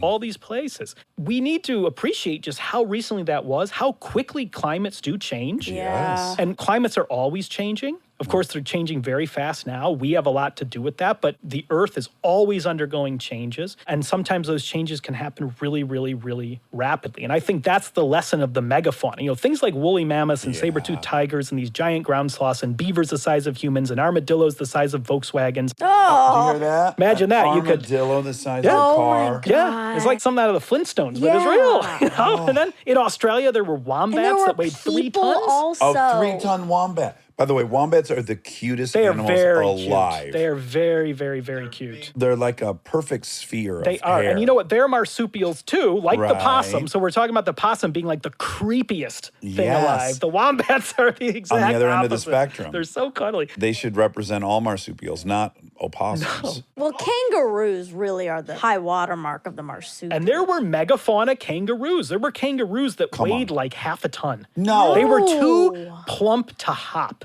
Oh, They were Oh, kangaroos my that just kind of waddled around. oh. So these things seem otherworldly. You talk about these Yeah. mammals. They seem like something that, they must have lived hundreds of millions of years ago. No, they lived up until about 10,000 years ago. Our ancestors knew them. Our species, Homo sapiens, knew these animals. That to me is an astounding fact. Well, we were on the planet as this species for 140,000 years at the same time. And it's just this last little blip that we're not. Yep. Does it excite you? I haven't followed it as well as I should, but I remember they had found, it seemed like a pretty intact woolly mammoth in Siberia, frozen, and there was semen in the testicles. Yep. And there was talk about how they could bring it back and they would use an Asian elephant because Asian elephants can get pregnant by an African elephant, but not the other way around. Where are we at on that? Ethically, we're fine with bringing a woolly mammoth back, aren't we? Well, I guess I'll start with the practicalities. Then we can get to the ethics. Okay. Maybe, Yeah. First, you should ask, can we do it before you ask, should we? There's a certain character in a certain movie who's a very nice guy, by the way. I met Jeff Goldblum in London last week. He was so nice. Oh, yeah. Yes, he's as fascinating off-screen as he is on-screen. I'm sorry, I sound like I'm just kind of name No, I dropping. love but it. You should. This is not real life for me. If Monica does it, you'd throw up. If I do it, you'd puke. But you, it's adorable. It should be done as recklessly. I'm taking advantage. You should. But anyway, so you're right about these mammoths. You can find them frozen in Alaska, in Siberia. There are several carcasses. It's like you put a chicken in your freezer or something. Wow. But it's just been there for a few tens of thousands of years. So it means it's not just the bones. Like with dinosaurs or with older fossil mammals, all we have are the bones. But here, there's the bones, there's the muscles, there's the skin, there's the Wow. ligaments and tendons, there's the internal organs. Sometimes babies are still in the womb. Last meals are still in the stomach. A lot of times, the genitals are just hanging out there. Yeah. They're just Several exposed. ounces of mammoth semen. They were megafaunas. Yeah. How big were they? Woolly mammoths were about the size of the modern day elephant. So they weren't actually too supersized, but they were just so different looking because they were so shaggy coated. Yeah. And they're just full elephant size animals they're finding frozen. Yeah. They would fall, into rivers or into ponds. I do have to introduce this. So there are woolly mammoth skeletons from the Channel Islands, and they're the size of a cow. Yes, and at La Brea, they have an exhibit, and I saw it yesterday, where they have a jawbone of a regular mammoth and then one of these dwarf mammoths. And it blew me away because I knew there were dwarf mammoths, but I didn't realize how small they were. If I got to pick any animal from the history of the globe, I would want a St. Bernard-sized woolly mammoth. What could be better? Because they'd be smart. You could play with them and have a relationship. They'd have little Are they tusks. friendly? Well, elephants are so smart. If you raised it, I think you could train them. domesticate Yeah, it. I think so. Well, let's But- bring them back. So maybe we can, because with dinosaurs, look, no scientist should ever say something's impossible. I always try to avoid saying that, because when you start to say something's impossible, you close yourself off to discovery and to exploration. When you stop asking questions, you really cease being a scientist. But when it comes to bringing back dinosaurs, I mean, nobody's ever found any dinosaur DNA, not even one single little base pair. It breaks down so quickly. It was a great premise, though. The original one, right? Do you remember the original one? Yeah. A mosquito. And you know frozen what? amber. It wasn't too crazy. Back at that time, the genetic revolution was going Yeah. on. This was kind of the early days of the Human Genome Project, the early days of the paternity tests that you see on the afternoon Jerry talk Springer, shows, the early days of Yeah. Springer. And so there was a lot of hope, that stuff could happen with dinosaurs. But believe me, every paleontologist in the world wants to be the first person to discover dinosaurs. Can you imagine how famous you'd be? Oh my God, way more famous than that villain. Oh, yeah. Yeah. I already forgot his name. You could dispatch famous children all over the globe if you discovered DNA from a dinosaur. Yeah. We all know if we find it, that's a huge scientific discovery. Yeah. But nobody's ever found any. And DNA just really breaks down quickly when an animal or a plant dies. So to get it preserved for 66 plus million years seems very unlikely. But with these mammoths, they only died a few tens of thousands of years ago. Their bodies have been frozen. So they have DNA. We know the entire genome of the woolly mammoth from multiple individuals. We know more about mammoth DNA than probably 90% or more of modern day mammals. Wow. So we know the genes that gave mammoths the hair colors that they had, genes that allowed them to have extra fat to insulate themselves in the cold. We know so much about mammoths. So we have all the tools to clone a mammoth if it could work with the mother species. And the Indian elephant would be the obvious one, but still it's always a bit difficult to get hybrids and stuff. But it seems very plausible. I do think it will happen. I think we will wake up one morning and somebody in some lab somewhere in the darkest corners of Russia or China or somewhere. You know, people like scurry to put deposits down on Teslas and stuff. Not me. I'll be the first one in on a deposit to have a cloned pygmy woolly mammoth. Well, you know, they did CRISPR under the radar in China. So you could probably hire I could probably someone. get from the black market. Yeah. Yeah, so keep an eye on this. But then it gets to the ethics, though. Okay, there's no ethics I'm with not a going to mammoth. pretend to be an ethicist. What I would say is that if somebody were to bring back a dinosaur somehow, that would be like bringing back an alien or putting an alien on a new planet, because dinosaurs lived in a world that was much warmer. There were no polar ice caps. The amount of carbon dioxide in the air was different. The plants were, very few dinosaurs would have ever even seen a blade of grass. Things like Brontosaurus and Stegosaurus, they would have never even seen a fruit or a flower. Really? It's just all leaves? Yeah, ferns and evergreen trees, my pine trees, that God. kind of stuff. Oh my God, they're eating fucking pine trees? Whoa. They're just taking the whole tree and they're not chewing it. They're not chewing it. No, Yeah. they're just Like they just ate a Christmas they're tree. ripping and gripping and gulping and whatever. But, you know, so if we brought back a dinosaur, it would be like an alien coming to the planet. I think that would be pretty cruel. Yeah. It'd be uncomfortable. It would be uncomfortable, Yeah. definitely. But for a mammoth, they lived very recently. We took them out. It's on us. What do we call it? Not our bill, our On our spreadsheet, tab. our tab. Yeah, they're on It our is on tab.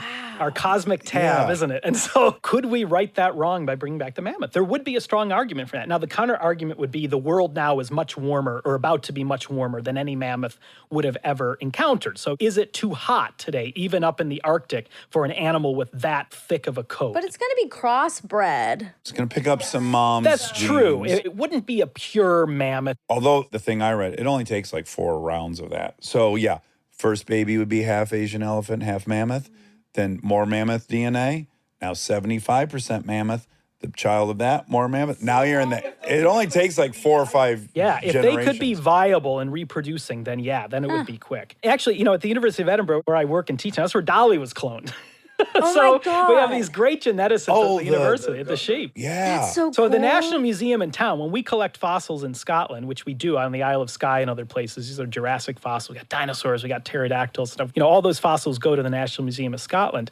And the really prize exhibit there I see every time I walk in is Dolly the sheep, you know, sitting right there. And it yeah. just reminds you of really the wonder Well, of she's science. passed at this point. Yes, yeah. Oh, yeah. okay. She's stuffed, taxidermied. Oh, beautiful. Like a woolly mammoth sitting in permafrost. She's just gorgeous.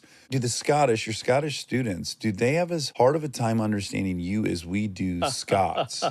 No, I think I'm pretty easy to understand. They do make fun of my accent sometimes. Well, sure, but it can be hard for me, someone with a real Scottish brogue. Oh, yeah. Even some of Peaky Blinders. Yeah, Irish. Yeah. Well, in Train Spotting, you Yeah, know, and that's in yeah. Edinburgh. I love the Train Spotting films and the books by Irvin Yes. Welsh. I'm a big fan. I think Steve knows everything. Definitely. Remember when he said you knew more than him? That was really sweet of him to say. I'm just prepared, man. I'm in marketing mode for this book, so I got all the talking points down, or else my publisher would How do kill you know me. who wrote Train Spotting? Well, because it's an Edinburgh thing. Okay. And I love the books, man. I don't know. Have you ever tried to read any of the books? I haven't. I saw the movie They're and I great, loved it. but they're in like the Edinburgh Scottish dialect. They're written in that way. So when I moved to Edinburgh, I read some of the books so I could start to learn Understand. that. Yeah. That makes sense. Jeez. To answer your question, I think no, because they have American media. TV. Exactly. I mean, people in Scotland, they watch your movies. They watch your wife's movies. Probably more of hers, but yeah. Yeah, well, so, you know,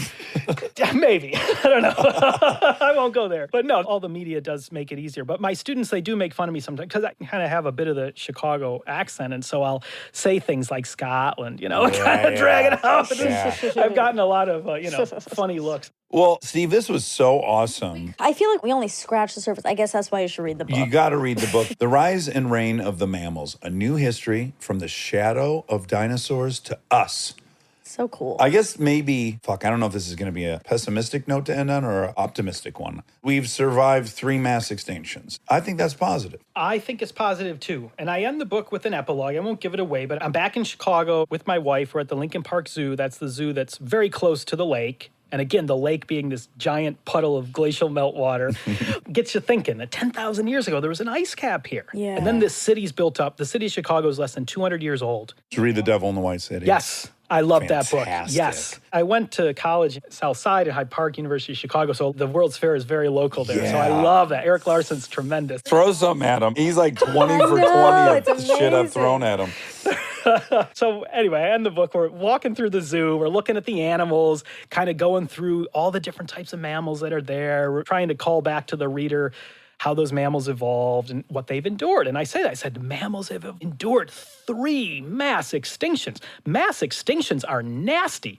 That asteroid, it killed 75% of stuff. There were 2 prior extinctions where maybe up to 90% of species died. These big volcanoes erupted, caused runaway global warming. Mammals or their ancestors have gotten through these things. What's happening now is very rapid change and very worrying change and change that can be laid at our feet.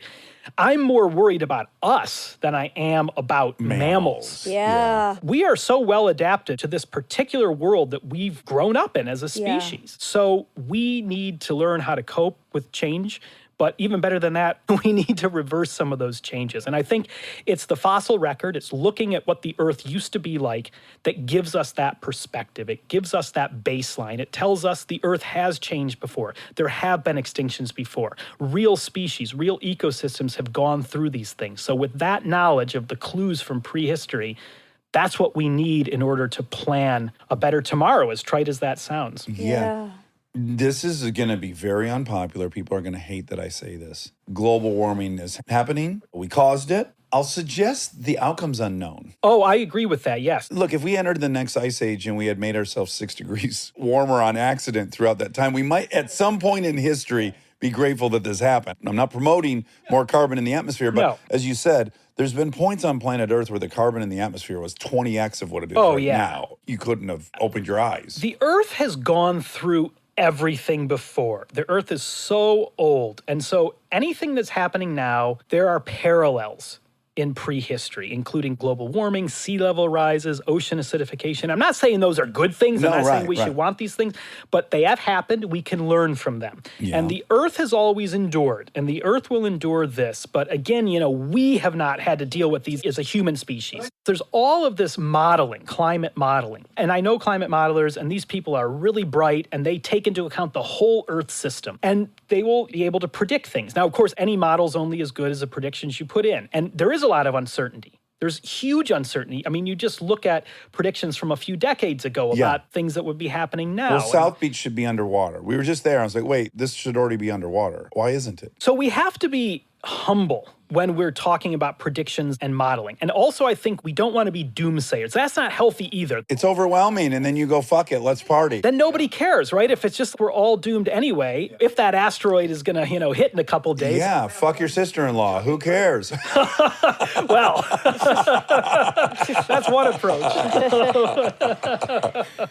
But yeah, I think we just want to learn from the past, and we want to keep an open mind, and we want to just mitigate our worst tendencies. Yes. And we want to use new and emerging technologies just to do better, to not pump so much carbon into the atmosphere. Absolutely. If for no other reason than you should always be striving to be using a replenishable resource for energy. There's just basic shit, even if there wasn't this looming thing that we would hopefully be striving to. We want clean water, whether there's global warming or not. We want clean air. Yeah. Oh my goodness, this was a fucking blast. Thank you so much. I hope So everyone fun. goes out and gets The Rise and Reign of the Mammals. That's us, gang. This book's about you. Check it out. Thank you so much, Steve. Dax, Monica, thank you. And now my favorite part of the show, the fact check with my soulmate, Monica Padman. Good morning. Good morning. Happy belated Father's Day. Oh, thank you. Thank you so much. Did you have a nice one? Oh, incredible. It was the greatest. Tell us about it. Well, it was really funny because clearly something was afoot. Okay? What do we call it? Conspiracy. A conspiracy. Yes. Kristen was out of town. So the girls woke up earlier than me, and then they came into the bedroom, and they were singing, Happy Father's Day to you. And they had signs that said, we love you. Yeah. It was great. And then they were like, they tried to play it cool for like 20 seconds. They're like, you gonna want to work out, Dad? I mean, it was like I had been up for 5 minutes. And I was like, well, I'll probably journal. Okay, well, let me know when you want to work out. I was like, okay, something's happening in the gym in Black Mold Paradise. And then so I sped through my journal and then went out to the garage, and they had all over the walls of Black Mold Paradise, they had drawn little pictures and written me notes. Aww. And then they also in stencil. Oh. Did I show you a picture yet? Get your phone out. It's out. Get It's it out ready. again. Get it. Hold it up to your eyes. Wait, first of all, I haven't even seen that. That's part of it. They put that up? Kristen and the girls. Oh my gosh, how exciting. Stenciled. I'll post a picture of this. They stenciled Dan Gaines Beef Hoss, hashtag Black Mold Paradise. Yeah. Rob, you need to see this too. I'm going to send it over to you as well. And then also a huge Ted Seegers stickers now on the wall. Oh, fun. What's that other thing at the bottom? Is there like a drawing on the wall? Yeah, there's a trillion drawings on the wall. Do you want to see the video?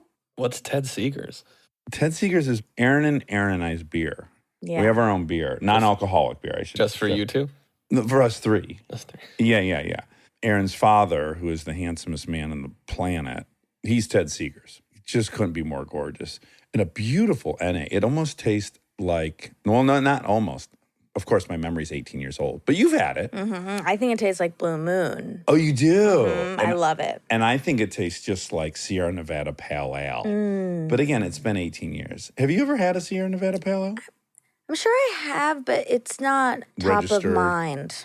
Okay, not top of mind.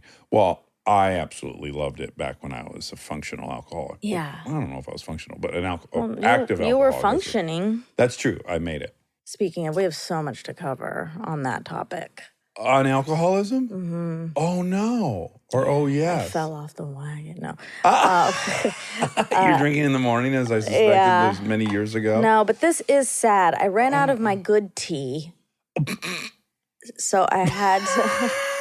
This isn't the part. I'm tired. You are. Oh my God. I'm Okay, so well, tired today. You look a little sleepy. Not that you don't look young and fresh, just you look a little drowsy. I am. How come you're so drowsy? Because I watched a documentary that you told me to watch last night. Okay. And then I was thinking about it for hours. Oh, okay. I thought it was going to really impact you. And then I couldn't sleep, so then I had to do some crosswords. Oh, fun. And then I finally went to sleep around 1. 1. Yeah. Okay. Well, shit, you could have pushed this morning. I No. had fucking nothing to do today. Okay, let me. Oh, cute. Yeah, go through the whole thing. Oh,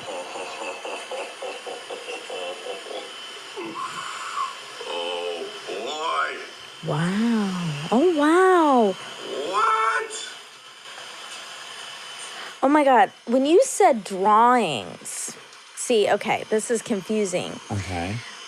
It sounded like they drew pictures and taped. Nope. Permanently They on the wall. drew all over the wall. Painted and drew. Yeah.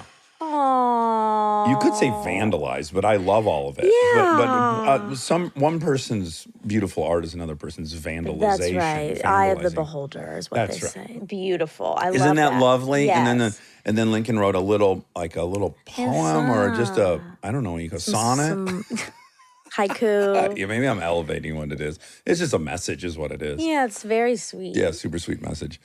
So yeah, Okay, so the doc you told me to watch was the Anthony Bourdain that's on HBO Max. And I liked the idea of him quite a bit, but I never watched the show. Did you?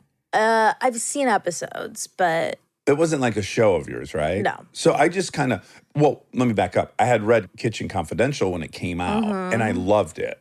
And then, of course, I remember when Bradley was on the show, Kitchen Confidential. was it a show or a movie? It was a show. Okay. And I met him right after that finished. Yeah, it was funny because in the doc, Anthony Bourdain is looking at some trades or something, and it says like Brad Pitt is going to play him in a movie. And he's like, oh my God.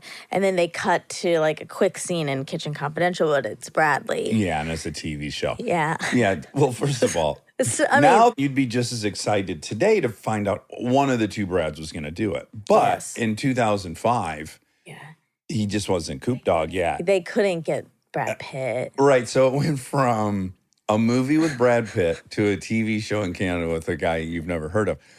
That's show business. I know, that's crazy. That's hopeful. Well, is that the message? I think it's hopeful. If we're talking 'cause- about Cooper, it's yeah, very hopeful. That's what I mean. Like, yeah, in that moment, that was like, I guess we're not getting Brad Pitt. We're getting well, this and it's not stranger. going to be a movie. And by the way, this was before TV was king. Exactly, but that's why it's hopeful. Now, both of those pieces are better. Oh, yes, 100%. I keep going from Anthony Bourdain's perspective. He probably got in his life to be able to feel that, like, wow, that was really cool. That was Bradley Cooper. Oh, yeah, for sure. But additionally, there's so many side paths here.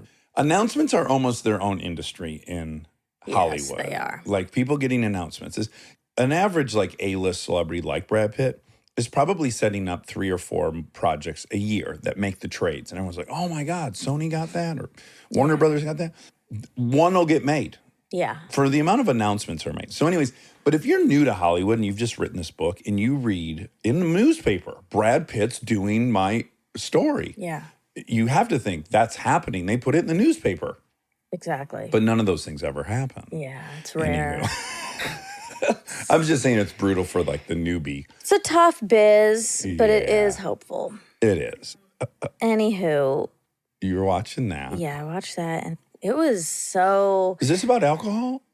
I'm trying to remember what part had yeah. to do with alcohol. Yeah, because he was an addict. Oh, yes, he was an addict. Yeah. And for me, that was a big thing that was lingering after because, I don't want to give... There's not that much to give away. Well, people in my know his opinion. story, Yeah. so I don't think you're like giving anything away. If you haven't seen it and you know nothing about him, then caution. Right. But we're assuming everyone knows that he killed himself. He was a big big, chef, yeah. and then He wrote Mission Confidential. It looked like Brad Pitt was going to do a movie about him. And then this poor Bradley Cooper on a CW TV show. It was on CW. I don't know. I'm just being mean. But I'm not being mean because I love Bradley. Yeah. So it's fun. And we love Anthony Bourdain. Yeah. Anyway, and then, so he did notarize all these shows, all these like travel shows based in food, but really not. Really based in like increasingly exploration. not. Mm-hmm. Yeah. Of these cultures. It was fun to watch the arc. So the first show he did, I forget what it was called. It became Parts Unknown was the big Bourdain. Yes. I think canon is mostly that. Yeah. But the first one was for network approval. They were getting him to eat bizarre things. Yes. And so what's weird is that's kind of what I remember about him. Yeah.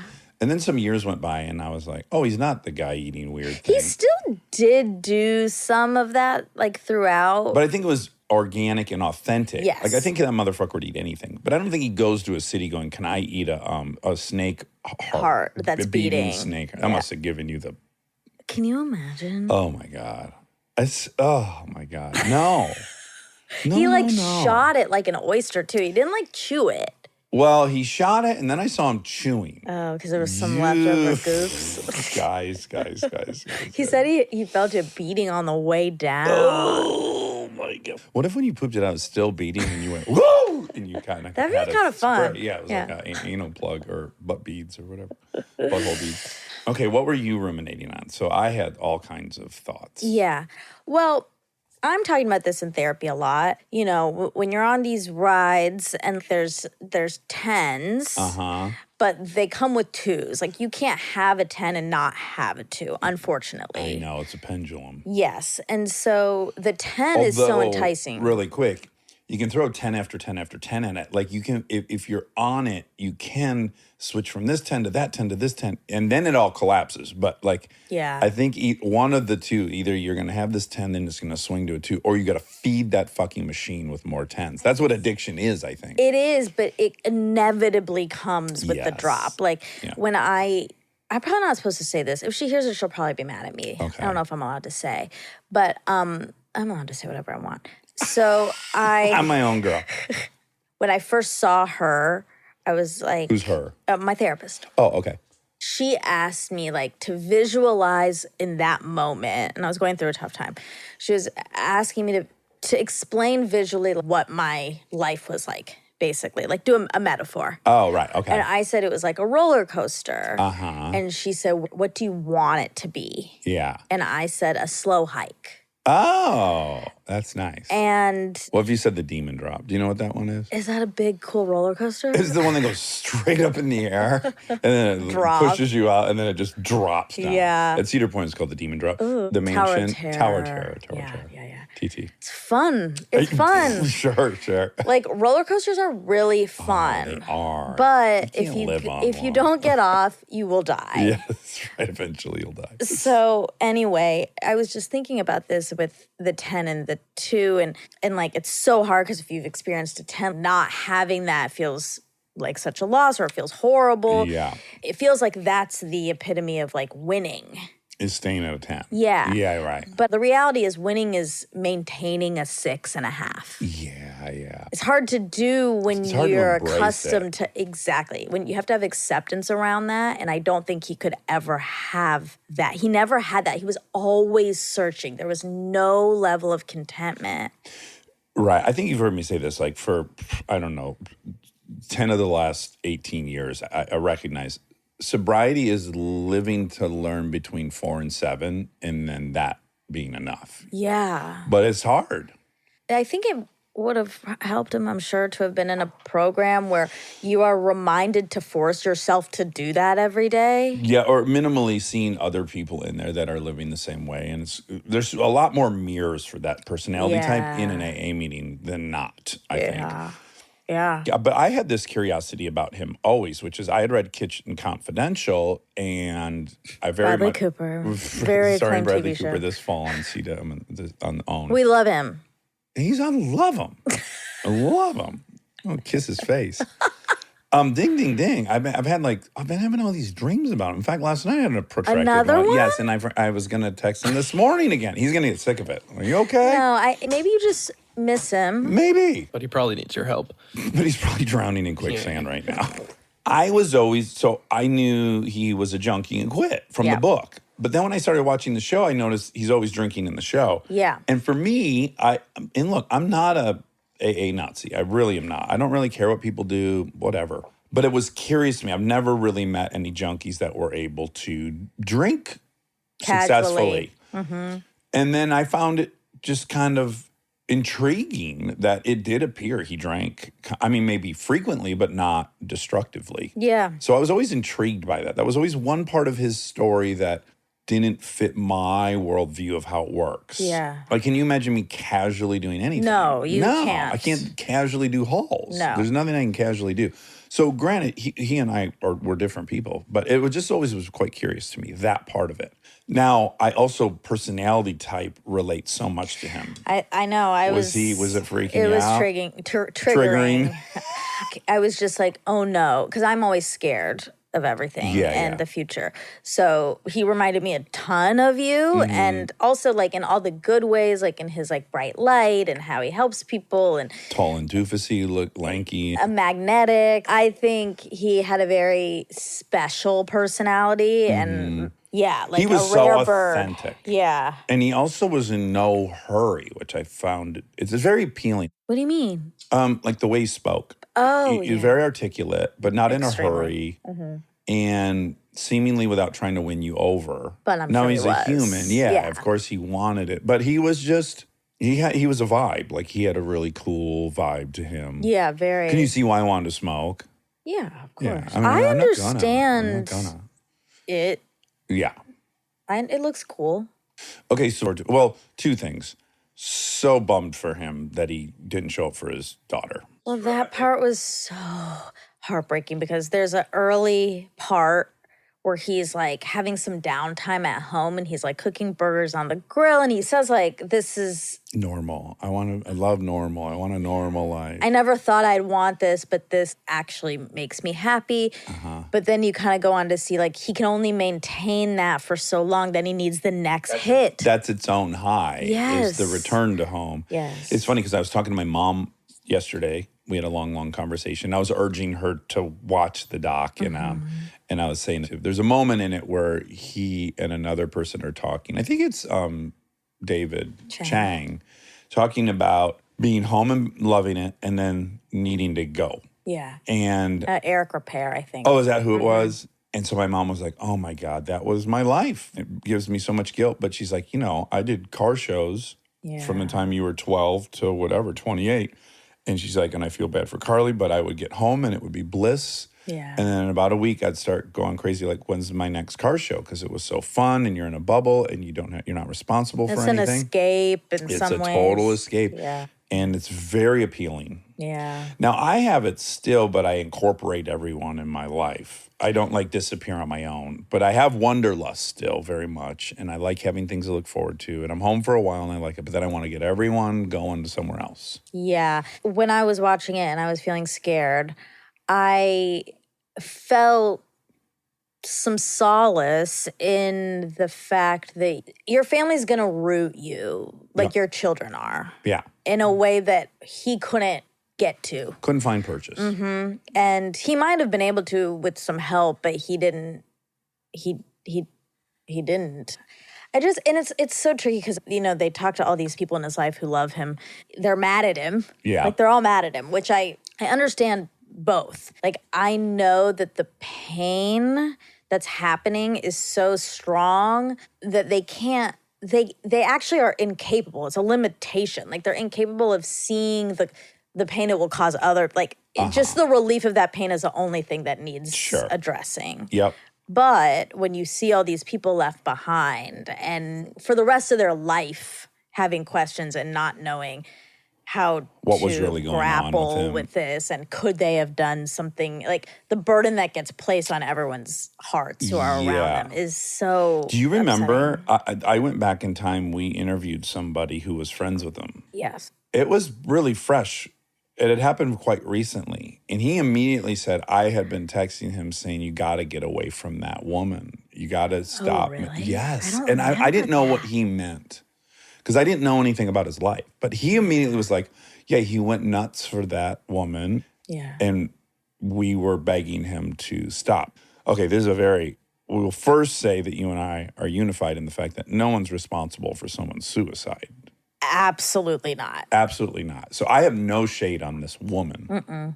But his reaction to this woman is worth really talking about and examining.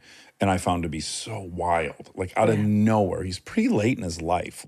He's somehow managed this kind of bipolar-ish, frenetic life. Yeah. Successfully, although I think he was getting increasingly sad and lonely. It was starting to be meaningless. I think the isolation was really starting to take over. And because he was becoming more famous, he couldn't go anywhere and be anonymous. He was getting claustrophobic. Yeah. And I think he had to feel pretty deep shame about not being the dad he thought he could be or was first attempting to be. That had to be brutal. Somebody said that in the doc. That's kind of what he couldn't get over, that he couldn't be the dad Yeah. Yeah, that's a bummer. But anyways, he falls in love with this much, much younger woman. Yeah. And then she's very involved in the Me Too movement.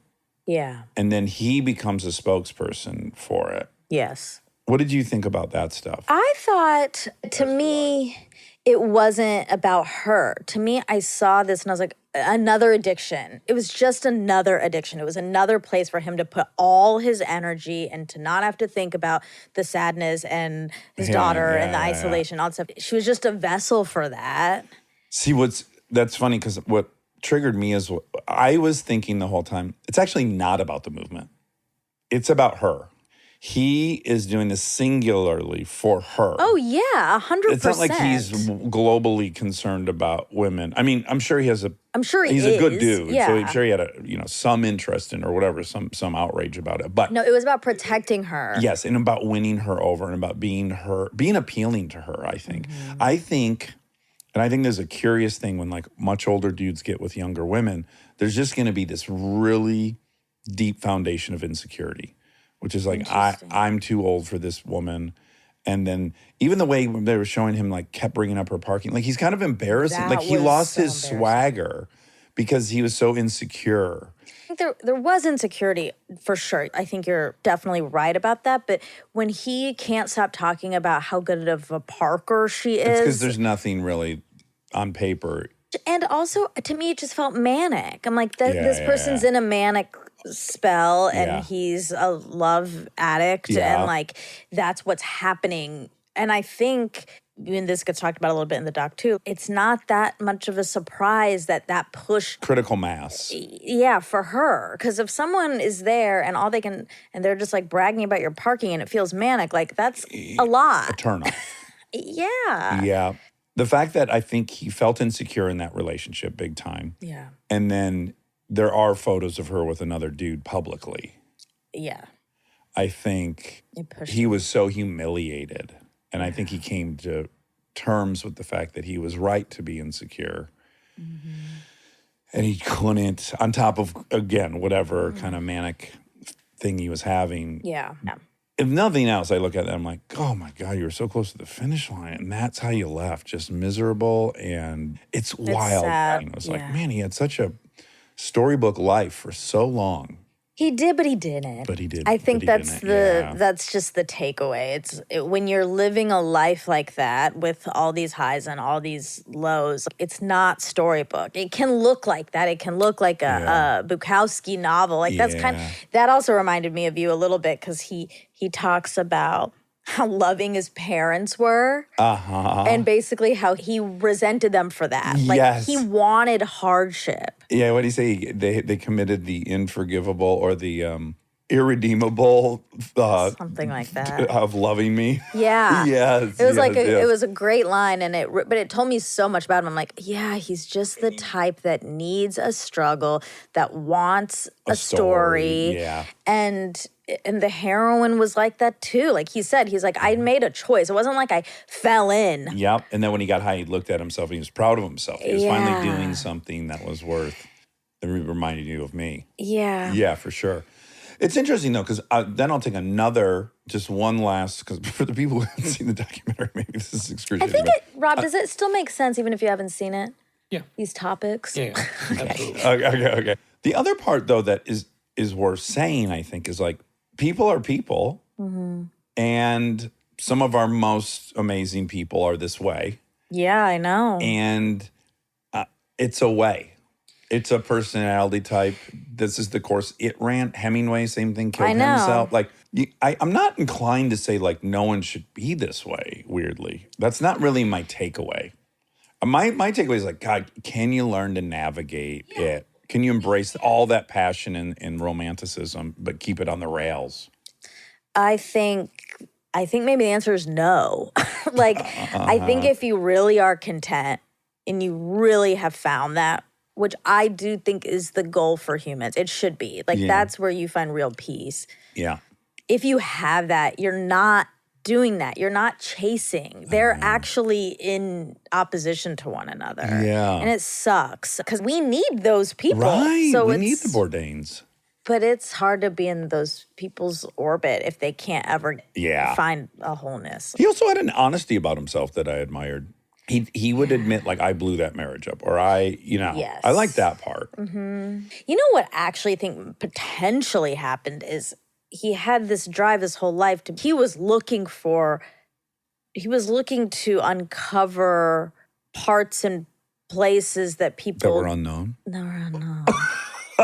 And there were no reservations there. I also at those places.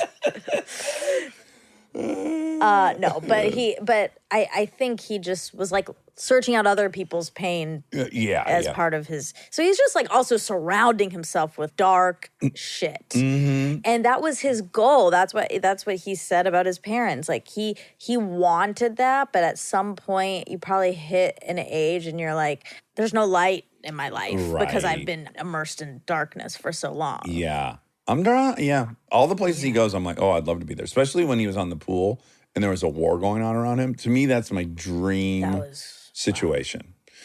The one part, I feel like we're missing a part of his life, which is his sex life. I have to imagine there was more going on. He's in all these weird places. Oh, yeah, a lot of these definitely. places are like sex tourism places. Yes. He's a thrill seeker, a love addict. It's hard to imagine there wasn't some really active sexual component to this lifestyle. Yeah. I don't know. Yeah, anyway, it was It was sad, and it was also beautiful. Like it is. He was incredible. That book's incredible. Have you ever read that book? It's so now I good. want to. Yeah, it's really, really great. He's a fucking awesome writer. Oh my God. Like the way he speaks and writes is so beautiful. Yeah. What an awesome, cool gift that he was for so long. Really cool dude. Yeah. Having watched it, I would love to have hung with him. I think it's better off. Yeah. We would have got on a rocket ship and just fucking pulled the pin. Ding, ding, ding, dinosaurs.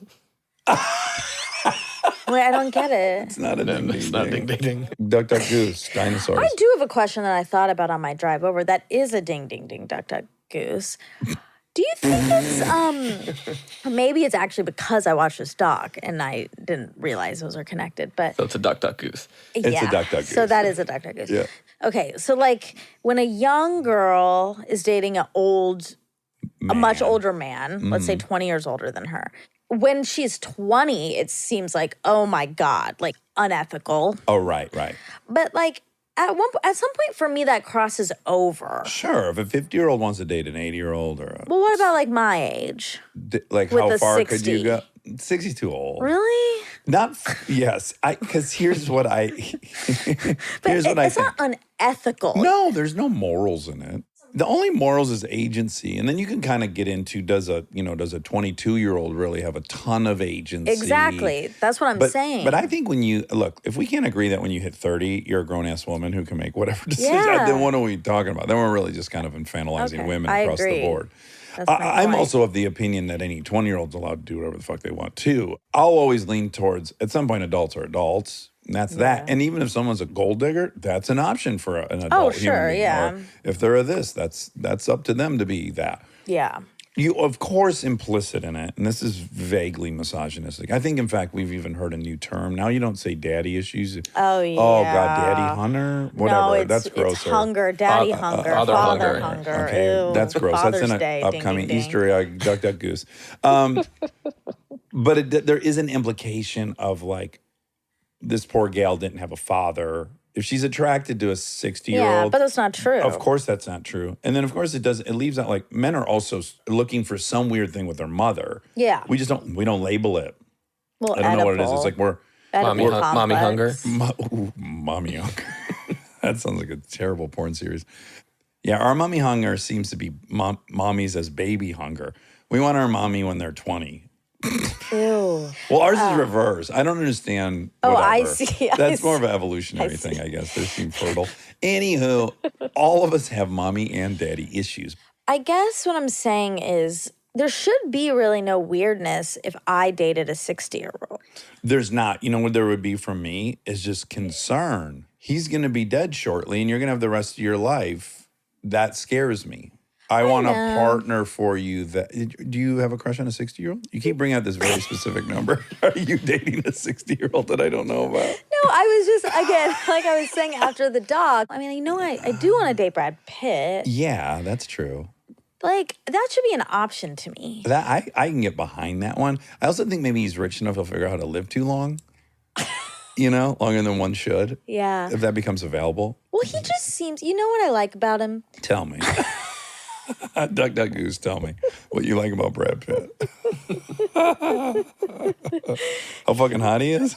Well, yes, but also I know through people that he's like really, truly nice. Yes. Oh, incredibly. And I think for me, that almost seems impossible. Yes. Like, I'm like, how can that person behave the way he's behaving you and be so Anthony generous? Bourdain felt fucking claustrophobic. I mean, that dude can't go to China in the jungle.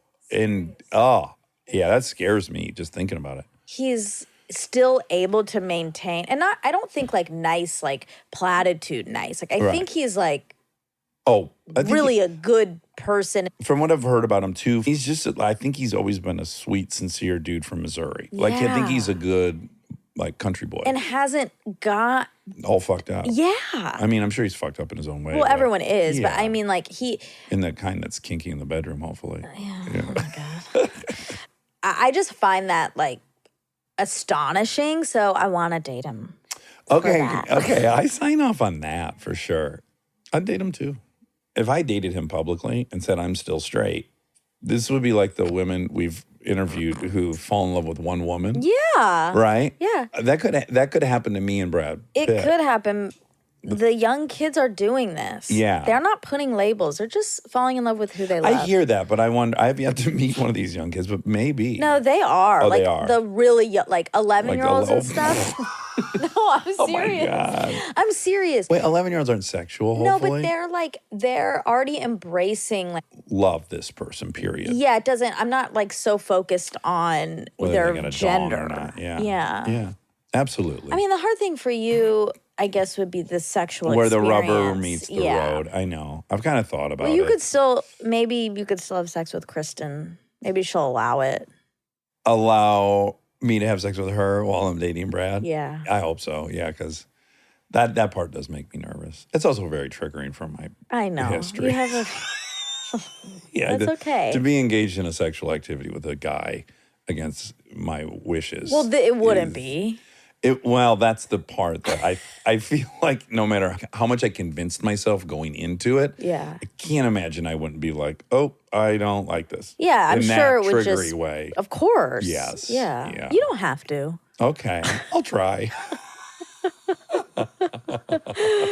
Don't worry. Duck, duck, goose. I guess like Aaron and I have a very physically intimate relationship. I wonder how many times I hug him during a day when we're together. But it's a dozen. That's nice. Like we'll be talking and then we're laughing and then I just like, I need to hold him for a second.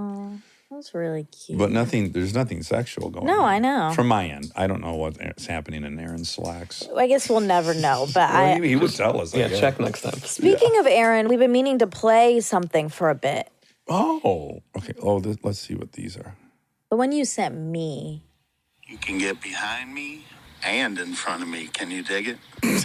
That's from Dolomite. Oh. Because Joy made a Ted Seegers commercial for us. Oh. Ted Seegers. You can get in front of me and behind me. Wow, that was Listen to this one. great. I don't fuck with too many honkies, but when I do, it's Ted Seegers. He can get in front of me and behind me. Oh, I really like the way she says "am behind me." Yeah, she's got her own take on it. I like it. Isn't that great? I'm going to play it one more time. Okay. I don't normally fuck with honkies. I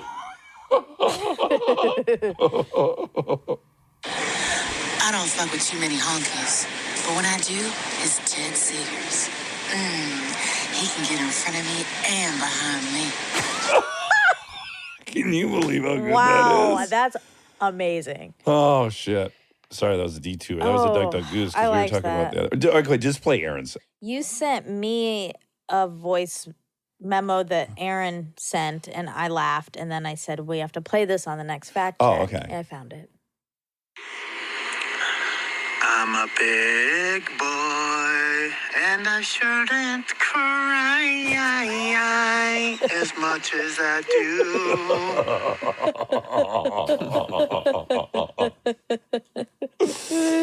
Yeah, it started with me sending him one. It said, big girls. And I just sang it sincerely. They don't cry. And then his was, big boys cry. One more, can you play one more time? Yeah.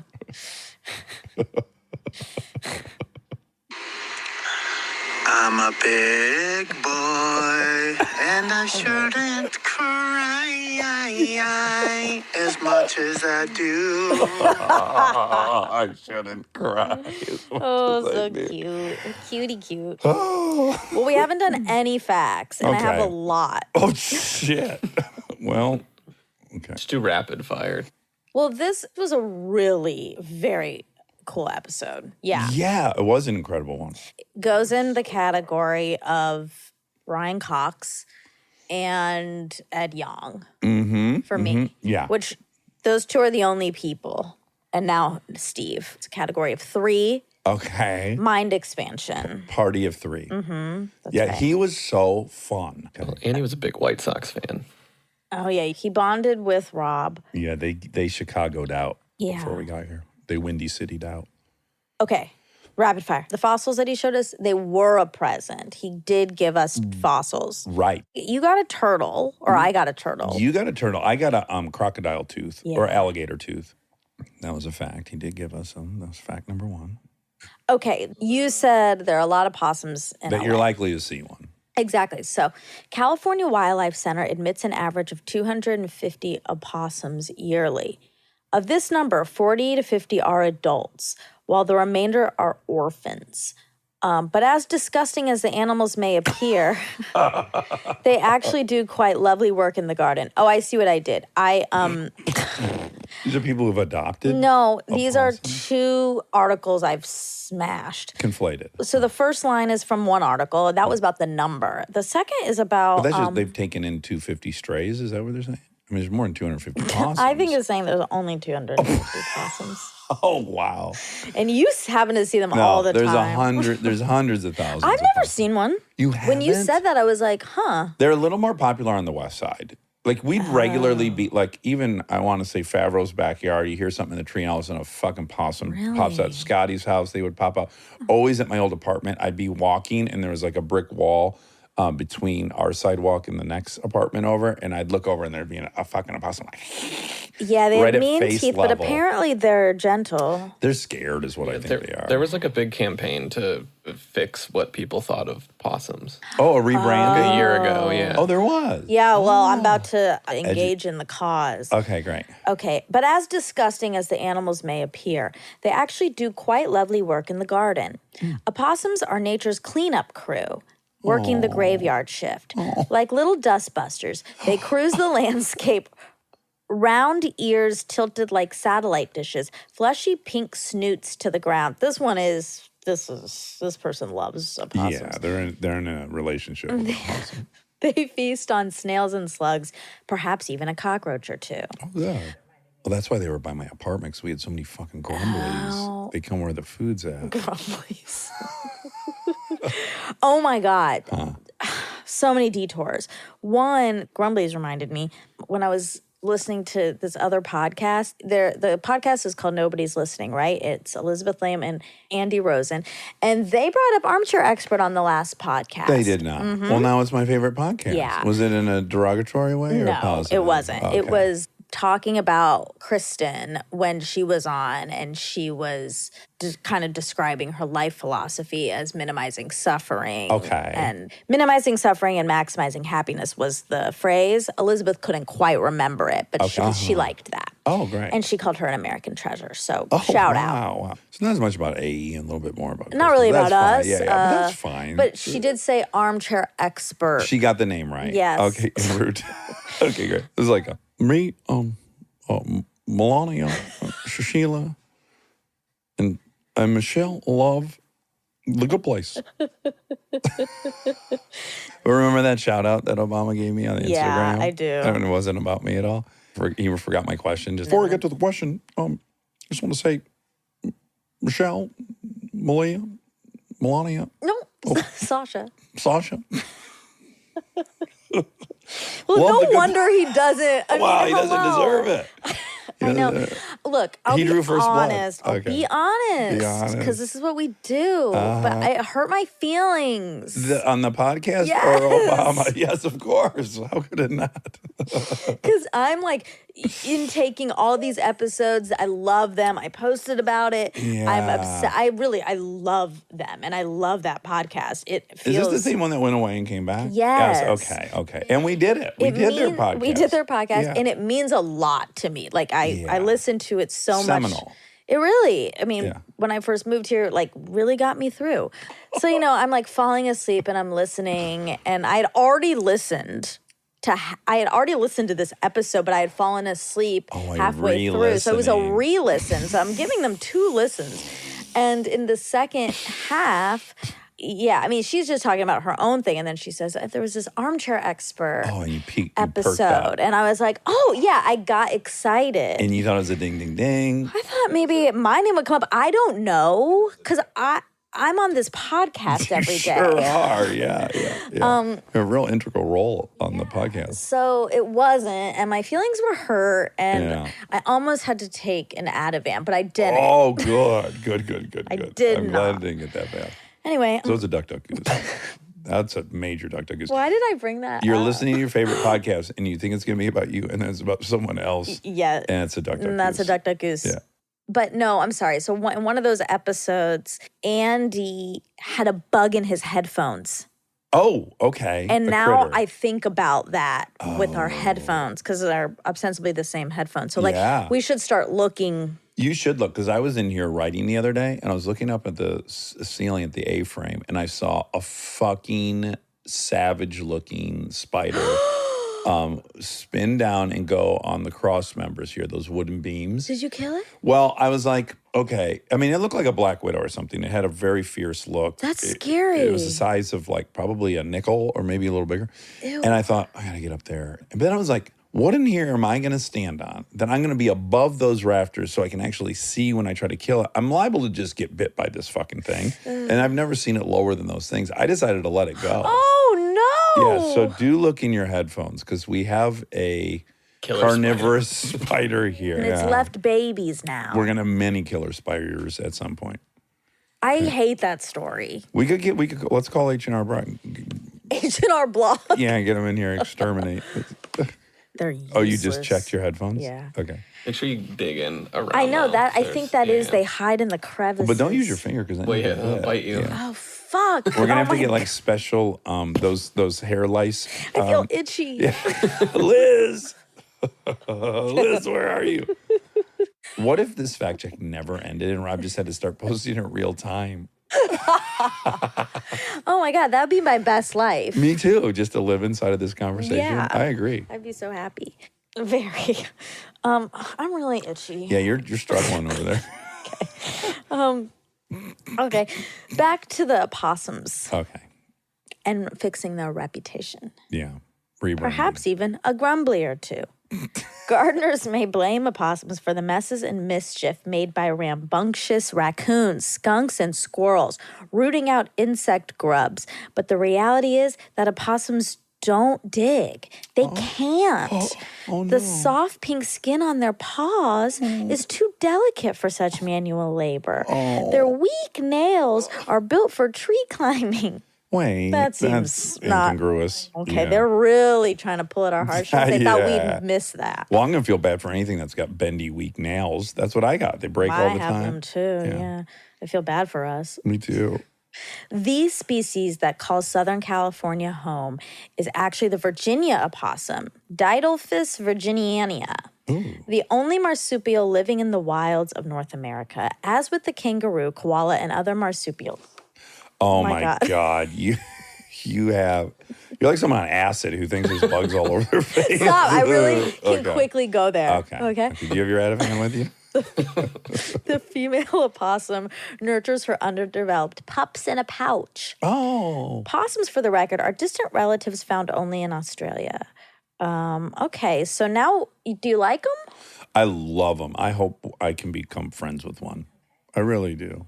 How many pounds is the average ostrich now? 140 to 320 pounds. 320. I know, but I don't like that that's such a wide range. Yeah. Okay, the word is scintillating. Oh, scintillating. That is a Scintillating. nice word. Scintillating. We talked about whales having belly buttons, so then I wanted to know how big they were. Yeah. 8 inches. Whoa. That's the Yeah. size of a large male penis. And I put, are they innies or outies? Oh. I didn't find if there were innies or outies, but there is a picture of Well, one. if it is an outie, then we are talking about a male penis. It probably attached to is there. an outie though, right? No, Because, 'cause I feel like I would have seen them. but aren't innies like, They're standard. it's the way it's the way you cut the cord. And no one's cutting these whale cords, so they're They're probably very just, smart. They might get in there and gnaw the right. So cord if they're off. gnawing, I think it's an outie. Okay. It is curious that we cut the cord. I always think about this. Like, how the fuck did the cord come off in old days without scissors? And then it eventually falls off. Well, but it's it's so long. So babies must have had like fucking 3 feet of umbilical cord just hanging off their body. For days? You know what you could do though? But they didn't have string. Maybe they had like little plant string. You could tie a knot around it. That's what they do to, bulls' testicles. Oh. They put a rubber band around them and then they eventually just fucking fall off and it's all sealed up in there. That seems mean. Did I tell you that I ordered the dermatologist machine? No, you did not. I did. It's on its way. The Lancer? It's called an electro, I forget the name of it, but it's a zapper. You can zap off skin tags and different. Wait, okay. Do you have any? Yes. Because as soon as I ordered it, I sent Aaron a voicemail. It was like, I just got this thing. The next time you're over, I'm going over your whole body and I'm going to zap everything. Wait, Dax, okay. You need to do a lot of research first, okay? I watched a couple videos already. And I've watched them do it to me in the office. I know, but I don't count that as. All But right. I do. Okay, that is a ding ding ding. I don't really want to share this. Yeah. You but have a skin tag? not a skin tag, but I had this mole. Okay. It can't get rid of moles, but go ahead. Oh fuck! Really? What I would have to do, it could be used in concert. What I would have to do is I would inject the local anesthetic. I'm trying to figure out where I can get that. Good start. And what you do is you inflate the mole. You inflate it so Ew. it raises it up. Okay. And then you take a scalpel or a small razor blade. You cut that off, and then you Right. immediately get the thing I just bought, and you and it cauterizes the whole thing. Yeah, okay. Yeah. All But right. this thing can treat like 5 different common dermatological issues, like a hypoplasia, this and that.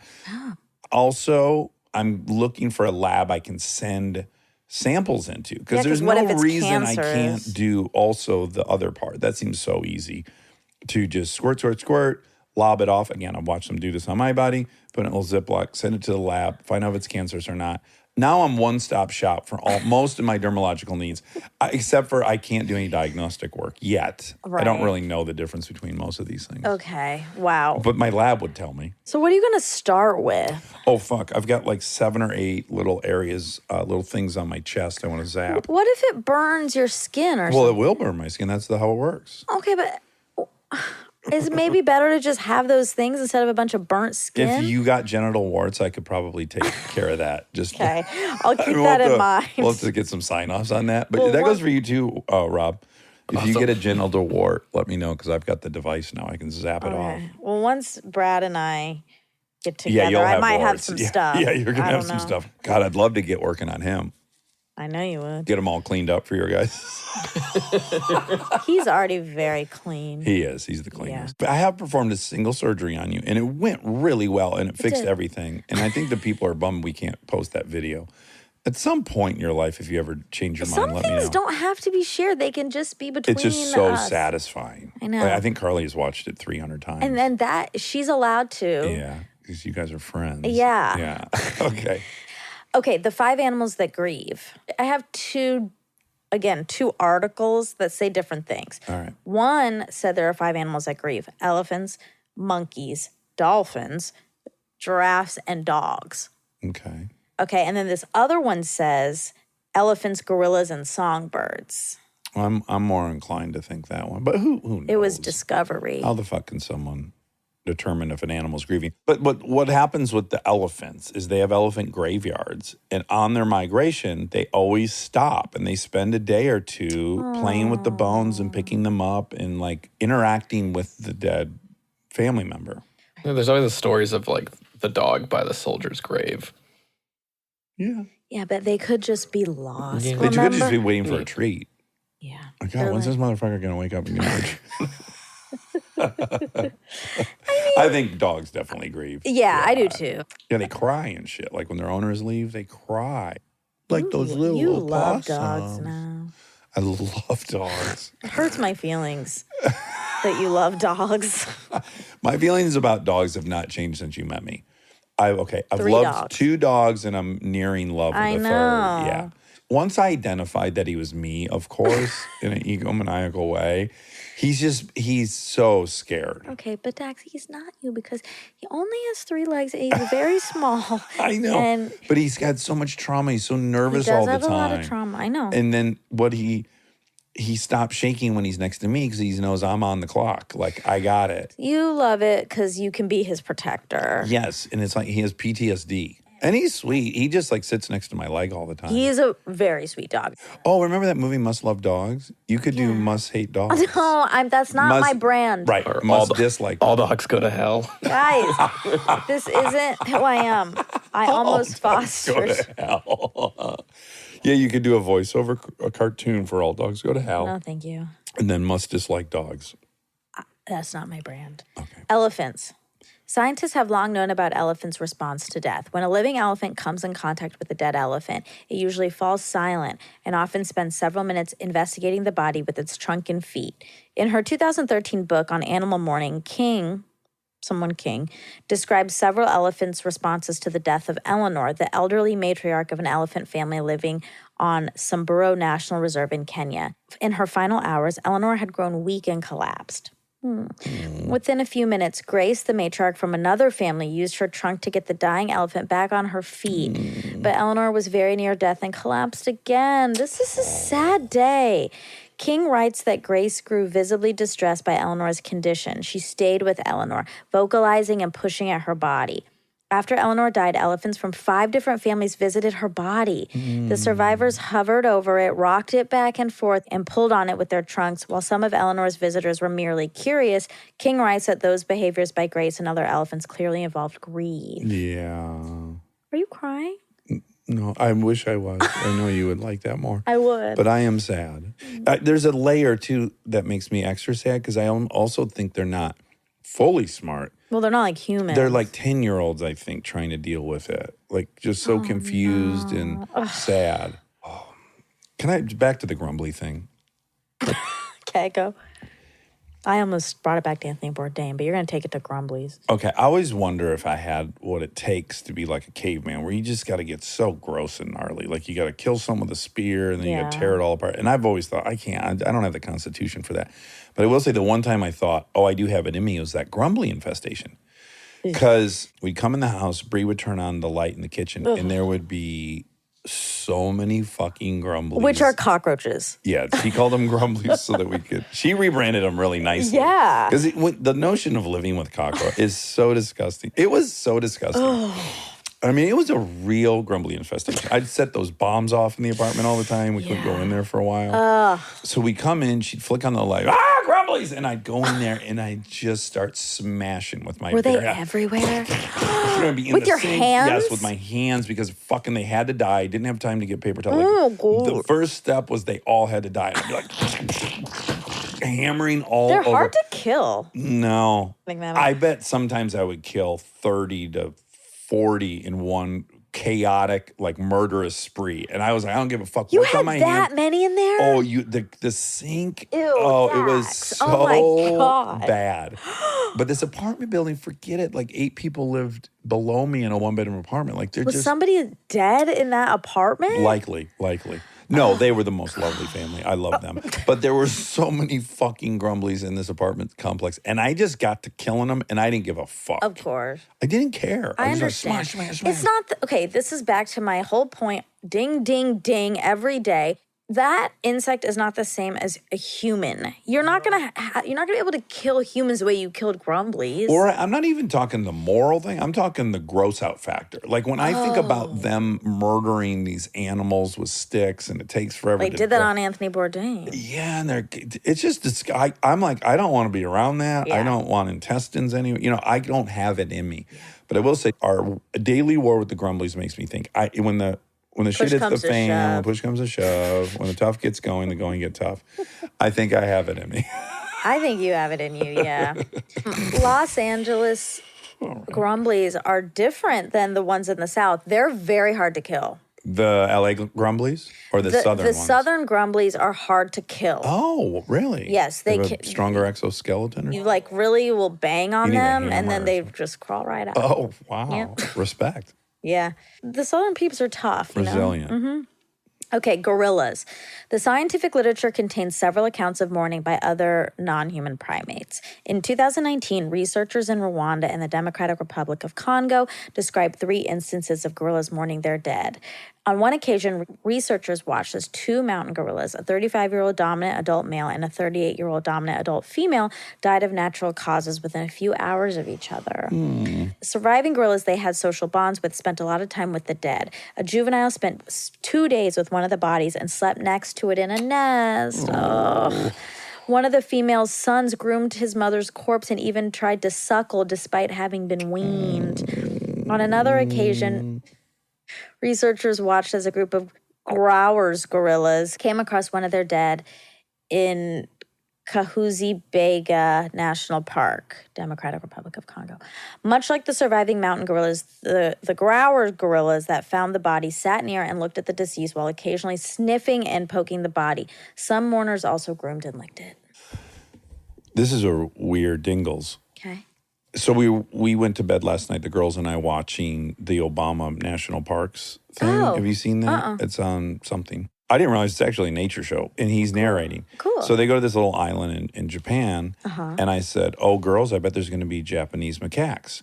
And then he comes on, he's like, on a little island of such and such Japan, the macaques, the Japanese macaques. And he said macaques. And the girls go, Daddy, you said it wrong. It's macaques.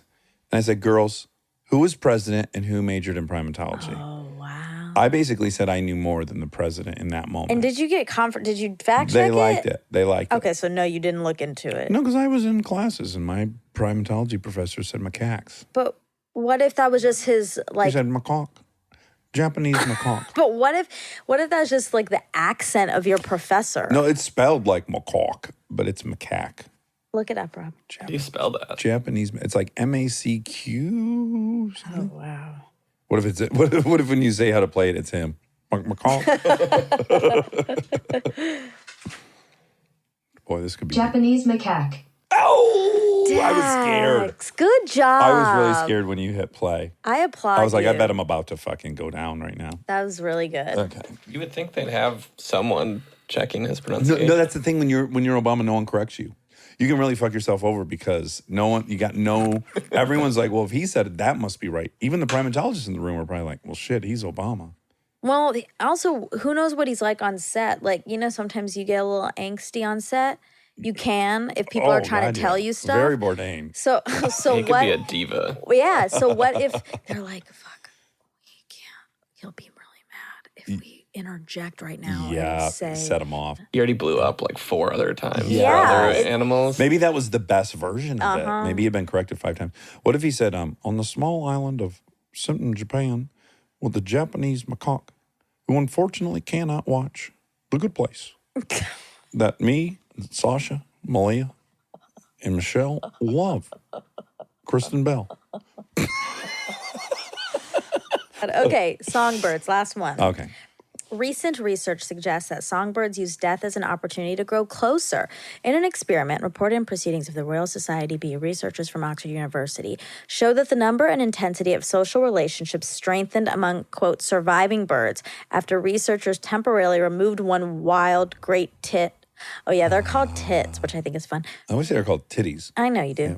From a group of their flock mates. The researchers followed a flock of 500 birds for the winter and occasionally removed randomly selected birds to see how the others would react. We found that individual birds adapt to losing a flock mate by increasing not only the number and tightness of their social relationships to others, but also their overall connectedness within the social networking of remaining individuals. Right? Seems like a stretch. I had a Monica moment during that one.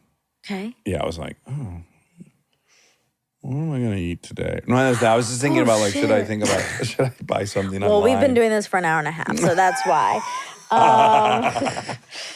No, you know what it was? It was too many long words at the beginning of it. It was like recent research. I remember this university was assigned to and then bird names I don't understand. Okay. And then there's so many words I didn't understand in a row that I just went somewhere. I understand. But where I actually went was thinking about shopping. Yeah, I love shopping. Okay, how endangered are blue whales? There's only about 10,000 to 25,000 blue whales left in the world today. Okay, I said Prince George was 5, but he's 8. Who's Prince George?